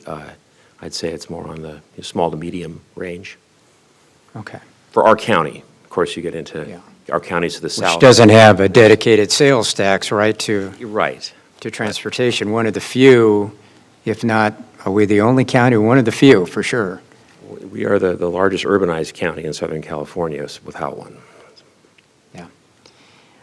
I just have, I think this question I have for staff, and I'm trying to get a timeline on the finances and how potentially this project potentially could get funded. So we start off with about $8.9 million, but then the design phase, we're going to lose about $2 million on that. And then we've got another about $910,000 that we've got to pay. We've got to pay Rail Pros another $302,000, and we've got about $750,000 for professional services with Rail Pros, and we get down to a little over $800,000. And then we've got to pay $75,000, right, for permitting fees, another $400,000 for Metrolink. Bottom line, rather than go through these line by line, we lose in about $4 million that we're there. So we're down to about $4 million. That's not including potentially that $7.9 million that we may get. So with all that, in a perfect world, we're about, let's say, around $12 million.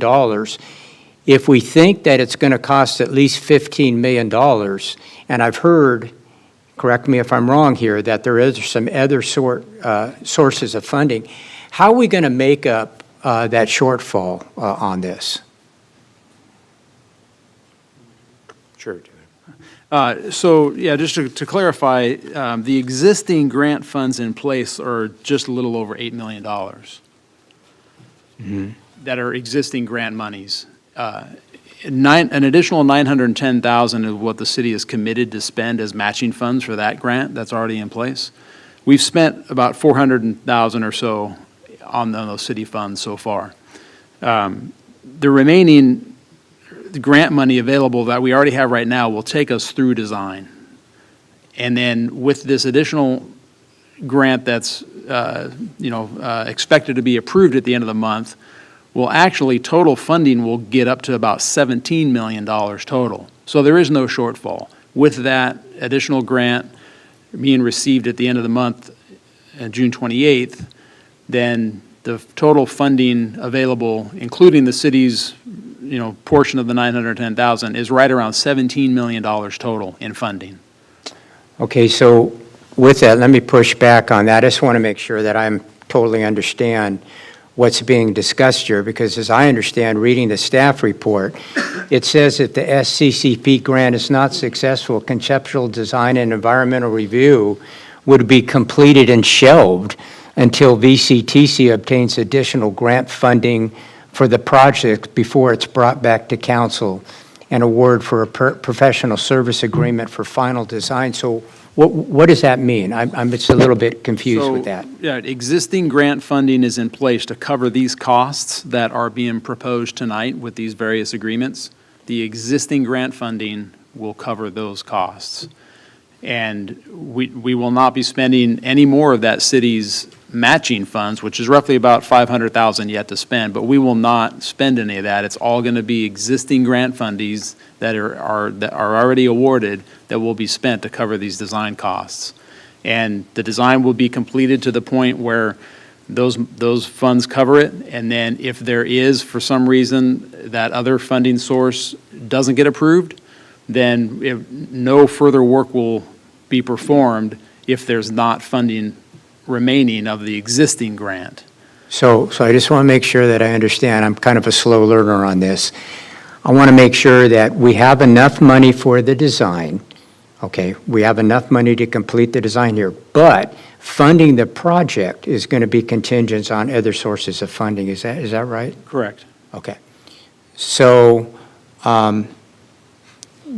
if that's the case, will there be any modifications that will have to be needed if, in fact, we don't get funding right away? In other words, do you foresee Caltrans or Union Pacific making any other modifications that will have to go back and redesign this? Or once we've got the design in place, will there be any other opportunities for modification of that? It depends on the length of time that transpires there. Say, for instance, for some reason, unlikely, but that there's a gap in the funding needed to move into construction, and a number of years goes by, a permitting agency like Union Pacific may require a resubmittal for a review and a refresh, essentially, on their permitting. Typically, when you get to a final review and a permit from an agency like Union Pacific, there's some timing parameters built into that permit or agreement that's expected a project to be completed within, say, 2 or 3 years or so. If, say, for instance, it takes 5 to 10 years to obtain additional funding, that could likely, need to be refreshed for design purposes to be able to move forward into construction in the future. And are you somewhat comfortable that there'll be very little, if any, more city money that would have to be put into this project to have it come to fruition? Right. What I can confidently say right now is, based on council direction that authorized that commitment of the $910,000, there's no further city funds authorized for this project. And anything other than that or different from that would come from city council action. Okay. Have there been any conversations, I know this is a little futuristic now, but who is actually going to manage this facility, knowing that it's actually not a city facility, but who actually on the day-to-day is going to manage this project? The actual design and construction of the project, the city is lead on that. So what about afterwards? Let's say in a perfect world it gets developed. Who actually is going to manage this with, the safety issue, the maintenance, or whatever you can, think of the maintenance of this on a day-to-day, month-to-month, year-to-year basis? Right, understood. The details of that would be worked out in an agreement that we'll enter into with VCTC. Right now, the city performs maintenance on the parking lot.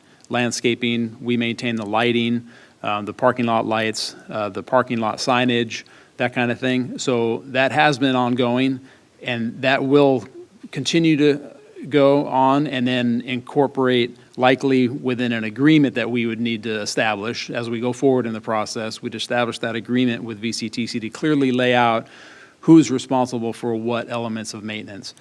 I would expect that typical maintenance of a facility like we're already performing would also include the undercrossing, the concrete, the stairs, the ramps, the lighting within the undercrossing, And as far as any additional costs, say if there's any type of security patrol element, that would have to be something that would be discussed with VCTC, and then that's definitely a type of item, an agreement that would come back to City Council for review and approval, detailing that level. But essentially, in my opinion, I would see the city performing the bulk of the maintenance day-to-day ongoing at the station as we currently do for the parking lots. Okay. So those are all my questions. I have some comments. Again, I think it's important, this is the only opportunity that the council gets to really have a thorough discussion on this. This is one of the larger projects that we've done in our city, and it merits a discussion on this. If and when it does get built, it's there for a long, long time. So that's why I appreciate you being here, I appreciate Dave answering these questions here. One of the reasons why I wanted to ask him, because I think it's important to have these questions attempted, if not totally, be answered. So I appreciate that. But those are my questions. I'll have some comments when it's appropriate. Do we have any other council questions? Okay. Are there any public comments on this item? No? Okay. Then I guess we can move on to comments. Can we start? Sure. Mr. Tremblay. They're kind of lengthy. I guess they're kind of lengthy, but I guess since I wasn't here last time, you'll be patient with me. So we have the current conditions there right now, I would say, are just unacceptable. And you've heard Mr. Erickson describe the physical separation of the tracks. And if you want to take the train, you either have to park on or be let off on the west side on Lewis Road, or on the east side, Mission Oaks Boulevard. And you have a situation where what often occurs is that there is not consistency in terms of the trains using a particular track, either track 1 or track 2. That happens. So bottom line is, if you're on the wrong track platform and you need to get to the other track platform when the train that you're supposed to be on pulls in and dwells, the chances are that you're going to be out of luck, because the train will dwell there for about 3 minutes on average, but it takes people 5 minutes. And the only way to get over to the other platform, and the only way to safely get to the other platform is to use the existing pedestrian overcrossing, which is not ADA compliant and takes at least 5 minutes. And that pedestrian overcrossing, and I can't repeat this enough, is owned by Caltrans, which is an important issue here in my view. What that does, practically speaking, is it denies oftentimes the ability of seniors or mobility impaired folks and families to make it from one side of the track platform over to the other side. So you've got a really difficult current situation, and it's not acceptable if we want to utilize, if we want to have a transit system, a train system that works for everybody, from an inclusivity standpoint. We can't do an at-grade crossing. I wish we could, but we can't do an at-grade crossing, and Union Pacific will no longer allow at-grade crossings.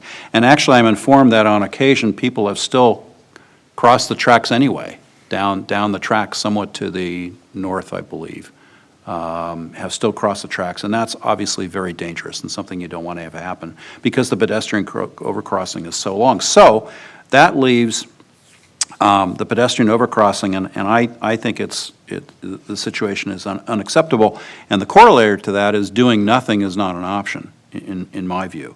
I've heard personally from many people who have missed trains, and they're fed up with the situation, and I don't blame them, especially when we're trying to promote public transit as an efficient and an environmentally responsible option to otherwise putting a single occupancy vehicle on the highway. So we got two options, really. One is install elevators in an existing or a brand-new pedestrian overcrossing, or build a new overcrossing, or install a pedestrian undercrossing. And Both of those options are used in the Metrolink geographic area and the rest of Southern California, and I've visited many stations personally that are utilized by Metrolink, and a couple of weekends ago, I think I mentioned earlier, I spent the day on the Orange County line.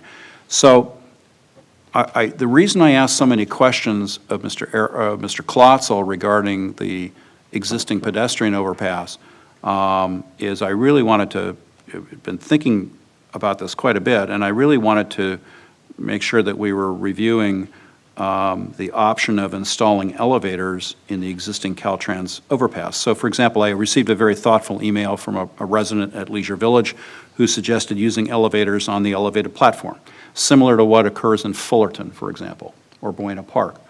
And the difficulties with utilizing that existing overpass, Mr. Klotzel has already testified to. I mean, and I won't go through them again. The bottom line is it could require substantial modification to the existing overpass or even a brand-new overhead pedestrian walkway. So it's not just a project or a capital cost of slapping elevators onto an existing Caltrans overpass. It's not that simple. So when you visit the pedestrian overcrossings, with the use of elevators in the Metrolink area, it's a mixed bag. Some of them work pretty well.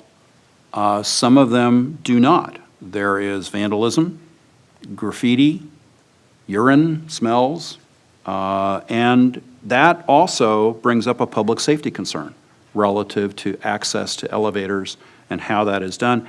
And that also brings, it's not just the capital cost, but we're talking about a recurring annual operation and maintenance cost, or O&M cost, whether that's, and who that's borne by, whether it's the train station owner, depending on whether it's the city, is it the County Transportation Commission, et cetera. So it's not just a capital cost component. And just to make things really difficult, from a jurisdictional standpoint, Caltrans owns the existing pedestrian overcrossing. Union Pacific owns the tracks, subject to what Mr. Erickson indicated relative to right-of-way. VCTC owns the station, and the city is responsible for some maintenance, like landscaping or trash removal, but not the transportation-related expenses relative to signage and the operational functions. That's VCTC. So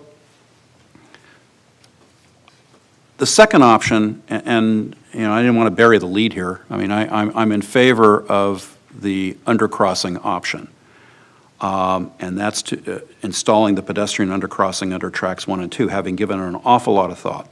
I mean, among other things, it decreases the travel distance between the two platforms by about 40%, according to the data that VCTC has given us. And I think it improves the operations as trains could run directionally. It's been on our city's CIP list since 2010. I visited, for example, just as one example, the undercrossing at Orange. And I think council members Martinez Bravo and Tennyson visited it as well. And for example, Mr. Erickson mentioned Simi Valley, and that will be an undercrossing project as well at Simi Valley when that project is done, as I understand it. The one in Orange works very well. The gates to the undercrossing are closed in the late evening, basically from midnight to 4 a.m., and those hours, you know, can always be changed. And I reviewed the video, as I said, of the council meeting for May 24, and I thought the discussion that my colleagues had was very thoughtful. I know it was principally focused on public safety and cost, and those are the absolute two things to focus on here. Public safety being priority number one. My view is if you can design an undercrossing from a public safety standpoint that makes entry easy for law enforcement, and you have cameras, you have lighting, you close the gates at nights, then at night I'm favorably disposed.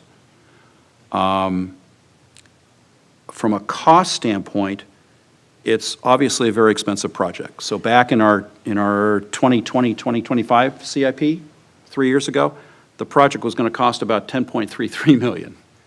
Now we're at $15 million. So you can see where the construction cost index has occurred. has gone up. And so I acknowledge, and it's also the, as the cost estimates get more refined, I acknowledge it's gotten far more expensive. It has. And I guess the only way to look at it, though, too, is that so have most other public works projects in our area and in the state, because you have the increases in the construction cost index, in the CCI. So we got the use of the public funds. You have 6.89, and Mr. Kildee, I really appreciated your questions on this earlier. You have 6.89 million LoSAN grant, and that was Prop 1B and TIRCP, Transit Intercity Rail capital project monies. And we can use the LoSAN grant funds in place of the city funds for design work. And then I think it's hopefully, I got my fingers crossed, or do I knock on the wood here, that there's 10.92 million granted by CTC for the undercrossing project plus the ADA improvements. And the ADA improvements are about 2.5 million. But the source of funds are SB1 funds, Solutions for Congested Corridor funds. Why is that important? Well, it's important because that's gas tax, in essence, that's gas tax money coming back to our community that we have paid into. Regardless of how you feel about SB1, one way or the other, in terms of a tax increase, those are tax dollars that are coming back to Ventura County and coming back to Camarillo. And then you got the city match, which is about $910,000, I think, Mr. Klotzel, you said. So the question logically is that a reasonable investment of city match dollars? In my personal view, it is.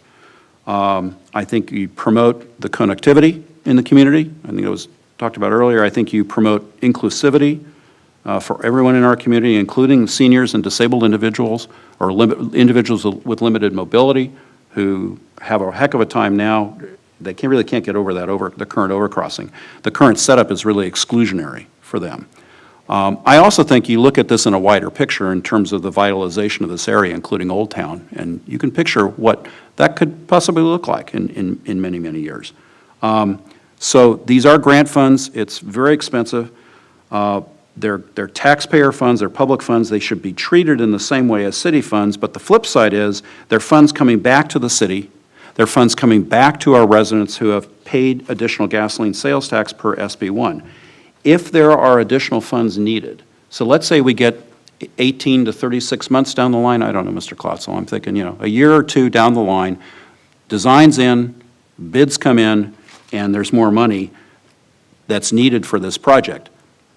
I put my city council hat on first before I ever put on my VCTC hat or my Metrolink hat. Those funds should come not from the city, but from VCTC and or Metrolink and LoSAN, because Metrolink and LoSAN Pacific Surfliners directly benefit from this project. So do our residents. That's why we're doing a match, but Metrolink and LoSAN benefit as well.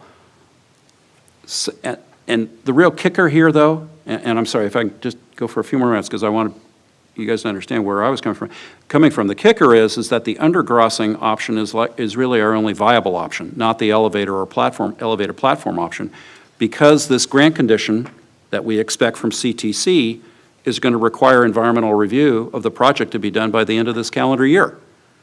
That's ambitious.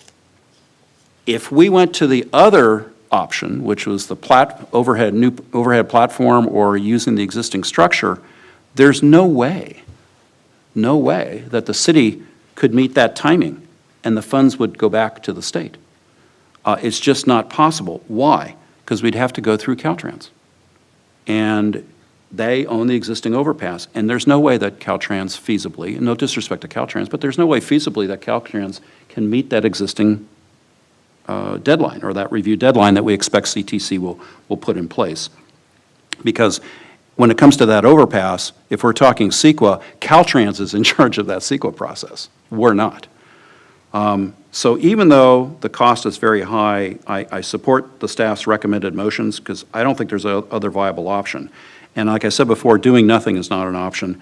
This is, and we come back to what we're being asked to look at here. This is a design contract. The final decision to move forward with the project, the actual construction, is in the future and not tonight. And for now, this is the concept design and environmental review and basic entitlement. All of that said, though, I've got three things that I would like to see happen. And I won't call them conditions, but I really want to see them happen. If this council approves moving forward on this tonight, I think it's worth noting that VCTC, and not the city, is the station owner. And as such, VCTC, as the station owner and not the city, should bear responsibility for any liability arising out of the construction and use of the undercrossing. And so because of that, I would request staff to meet with VCTC regarding VCTC's willingness to enter into an agreement whereby VCTC indemnifies the city for such liability in the future. In other words, VCTC being the indemnitor, the city and its residents being the indemnity. And I'm informed, I was really surprised. There is no written agreement in place between VCTC on the one hand and the city on the other hand for the train station. I was really surprised. It's been basically a handshake deal, as I understand it. And it's not, there are other, VCTC currently, for example, has an agreement with Moorpark relative to its train station, but not Camarillo. I think this is just, frankly, an historical anachronism. And maybe I shouldn't call it that because it's been a handshake deal that has worked. But there's no written agreement in place between VCTC and the city, and to me, that's not satisfactory. And maybe it's because of my training, but I'd like to see a written agreement. And as part of that written agreement, I'd like to see a very robust indemnification provision on benefiting the city. That's my first thing. The second thing is, in design, if possible, I really would like to see that design undercrossing to enhance the ability of law enforcement to gain very quick access to the tunnel area, along with the security lighting and the cameras and the closure at night. And that includes a couple things: having the exit visible from the entry, having a sufficient pathway width, and engaging with Camarillo Police Department and Ventura County Sheriff's Office relative to design. It could look like that Encinitas El Portal one. It would be wonderful if it was just completely street grade, but I don't think you can do that. I think you've got to go down and underneath, and you got to figure out a way to make sure that law enforcement can get in there quickly. But that's the second thing, is in terms of design. And thirdly, if we come back here in 18 to 36 months, design's done. Actually, this is conceptual design. We're going to be back on this a couple more times. But let's say, play it forward, Mr. Claude. So maybe we'll be back in 18 to 36 months looking at construction bids feasibly, even though our environmental review will be done very quickly. If the funds come in over the amount of money that's available, then you delay the project until there's additional dollars, and not city dollars, but additional dollars from VCTC and or Metrolink and or LoSan and or the state to do the project. And so those would be my three wishes and my three requests in terms of supporting the project. I haven't labeled them conditions, but they would be expectations that I would have in voting yes on the recommended motion. So thanks for letting me speak for quite a bit, but I didn't get a chance on May 24, and I wanted to give you my thoughts on this. Thanks, Madam Mayor.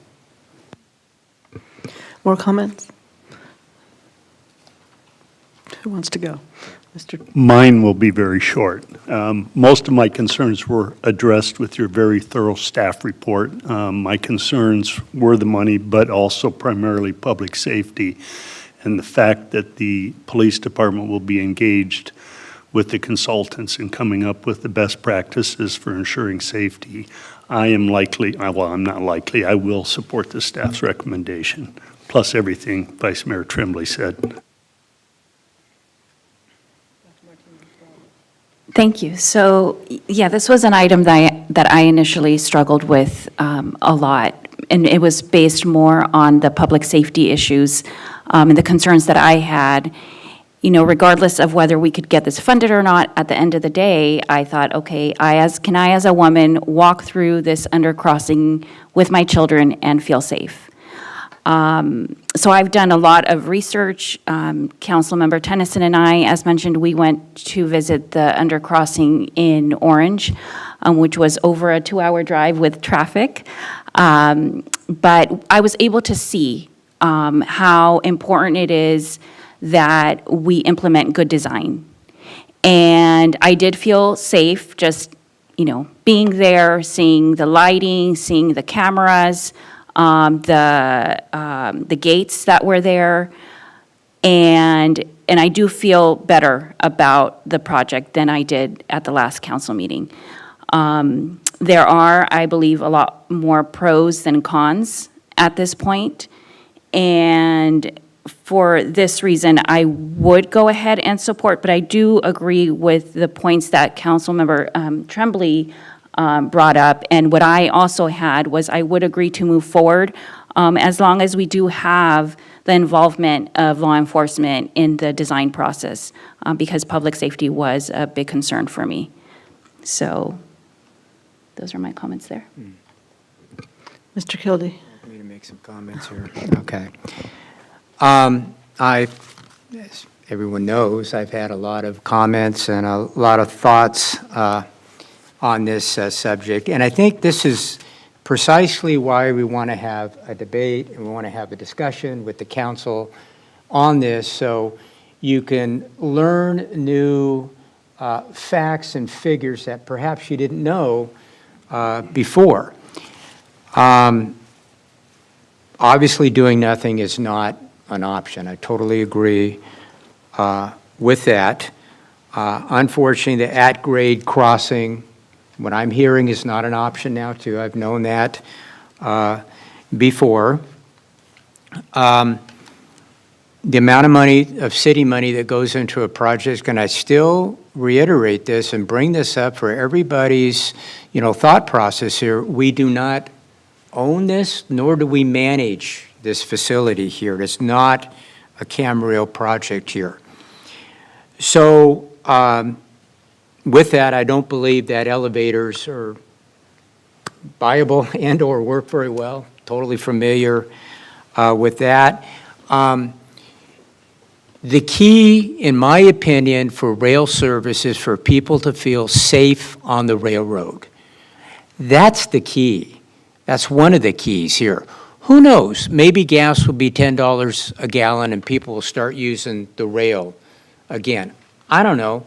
I just remember after the Northridge, earthquake, when price of gas used to go up, ridership increased, not only by that, but for other reasons too. I don't know if that's exactly the fact right now with the inflation rate that all of us have been dealing with here for the last year or two here. I do have a concern about safety, but it kind of brings back to what has been said, that what we're asked here to do tonight is to approve basically the design concept of this and start that process, knowing full well that if the funding is not available, that the project may not be able to go forward. I have some serious concerns about whether the funding is going to be available. However, saying all of that, I'm willing to support this if the 4 conditions, if you want to call them conditions, whatever it is, and I believe it was 3, I'm going to add a 4th, that the council gets current updates, very significant here, so we know what's going on with this project here. This is probably definitely in the top 10 expenses project in our city here, and I think the council really needs to be involved in what the process is here and how it's going to work. So if in fact those 3 conditions, and staff knows that at least one council member wants to make sure that I'm informed exactly where we are in the process, and that means knowing whether or not the grants have been accepted, whether or not there's other opportunities there that we keep, in the loop, if you will, with that. So if in fact those, I'm going to call them 4 conditions, can be discussed and or agreed upon, I can support the design of this, and we'll see where we are. We'll have more discussions later about whether or not it's viable or not. So those are my thoughts at this point. And I appreciate all the comments from my colleagues. I appreciate staff. I've been know far more about train service than what I thought I ever would. Even before tonight, I thought I knew a relatively large amount, but You always up here and you always learn. So again, without the discussion, and I know it was wordy, but without the discussion, we really couldn't get to where we are now, and I think that's really important.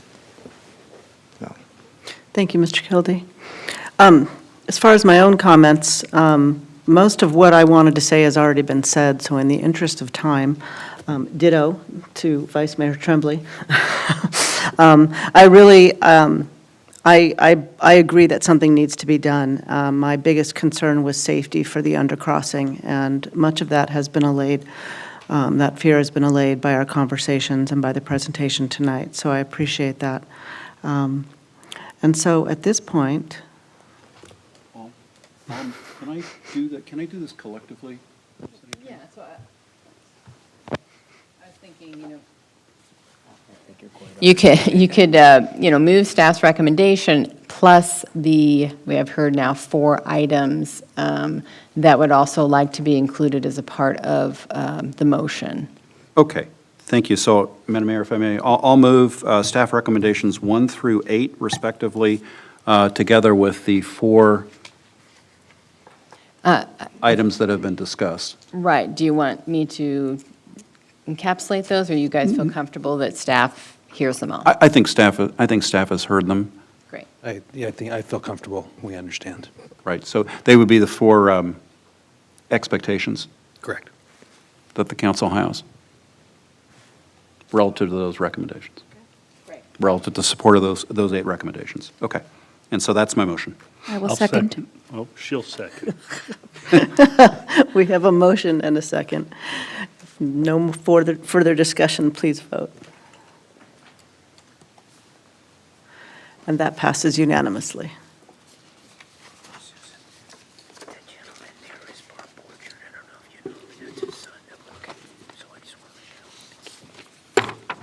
All right, it is 7:05, but it's time for 6 o'clock public comments. Sorry about the delay, if anybody has been out here waiting. Would anybody like to address the council on items not on the agenda? Okay, good, we didn't make anybody wait. Good. All right.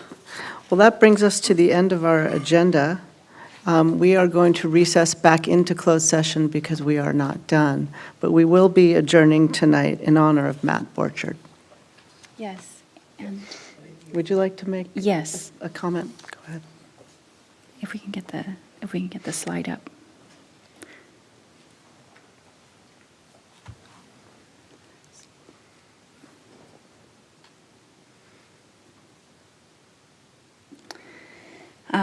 To my colleagues, council members, thank you so much for the opportunity to honor Mr. Matt Robert Borchard tonight and adjourning in his honor. Mr. Matt Borchard was a teacher for PVSD, and he was also my children's teacher. And I know he made such an impact on so many children's lives, and his life will continue through that impact and those experiences and lives that he touched.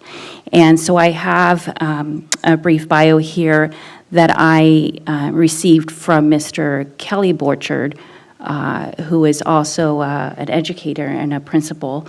He was also principal at La Mariposa School, where my children attended.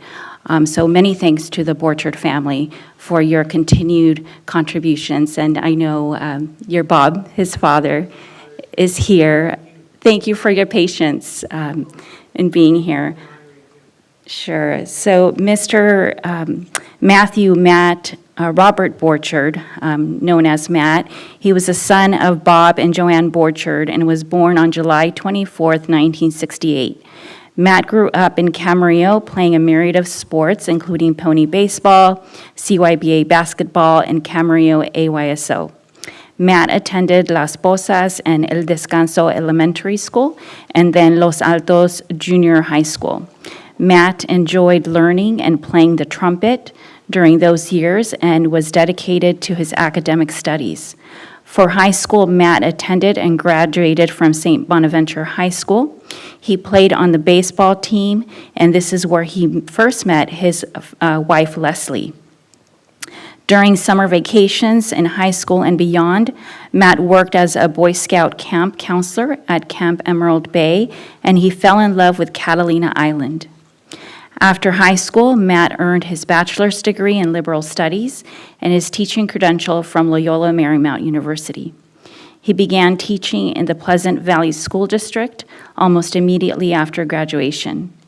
In Matt's distinguished over 30-year career, he taught at Camarillo Heights Elementary, Los Altos Middle School, Las Colinas Middle School, and most recently at Los Primeros School of Science and Arts. Best known for his ability to connect with all types of kids, Matt used storytelling and humor to touch the lives of countless students and families. Many students fondly recall Matt as their favorite teacher because of the true heart-to-heart connection he made with them. And I will say that my daughter vividly remembers Matt playing the guitar, and she just said he was just such a kind human being that she can really connect to. Outside of school and throughout his life, Matt enjoyed playing different sports and being outdoors. Surfing, hiking, baseball, and playing the guitar were his passions at one point or another. Before getting married, Matt coached a variety of local soccer and baseball teams in Camarillo. As a recipient of a kidney donation, Matt advocated for others to consider organ donation and would gladly discuss his experience with anyone. However, what Matt loved the most was his family. He adored Leslie and took pride in raising his two sons, Will and Cade. Being with and loving them was his first priority. Matt passed away on May 19, 2023, of a sudden cardiac arrest. He will live on in the memory of Leslie, Will, and Cade, and the rest of the Borchard family, and his former students. Matt loved Camarillo and did his best to help make Camarillo a place where everyone felt at home. The Borchard family thanks the Camarillo City Council for the chance to honor Matt. And my deepest condolences and my love and prayers to your family. Thank you so much. That was a wonderful summarization of Matt. It was just wonderful. Thank you so much, and thank you guys for honoring him. As you know, it's a great loss for us. But I was so proud of him to follow sort of in my footsteps as an educator. And as you went through the schools, that's kind of where I went along. He came on after me. And then I retired out of Las Colinas, and then he came to Las Colinas. And I did counsel at Los Primeros, too. So thank you so very much. I really appreciate you honoring him tonight. Thank you so much. You're very welcome. Could I make a real quick? I just want to say I've known Bob my whole life and his family, and they're part of the fabric of the Camarillo community. And, you know, Bob, I don't know when you're supposed to pass away, but that's far too young. And my condolences and our condolences to you and your family. And I'm so happy to know the Borchard family. That's one of the very best things that's happened to me in my life, is knowing you and your family, and what you've done for our city and the county in general does not go unnoticed. So again, condolences for your loss. And I knew him. He was just an outstanding person, and he loved to smile. And he's in heaven. He's going to be in charge of smiling in heaven. So thank you for being here. Also a Dodger fan. Big Dodger fan. Yes. Okay, well, we're at the end of the agenda, and with that, we're going to recess back into closed session. Thank you.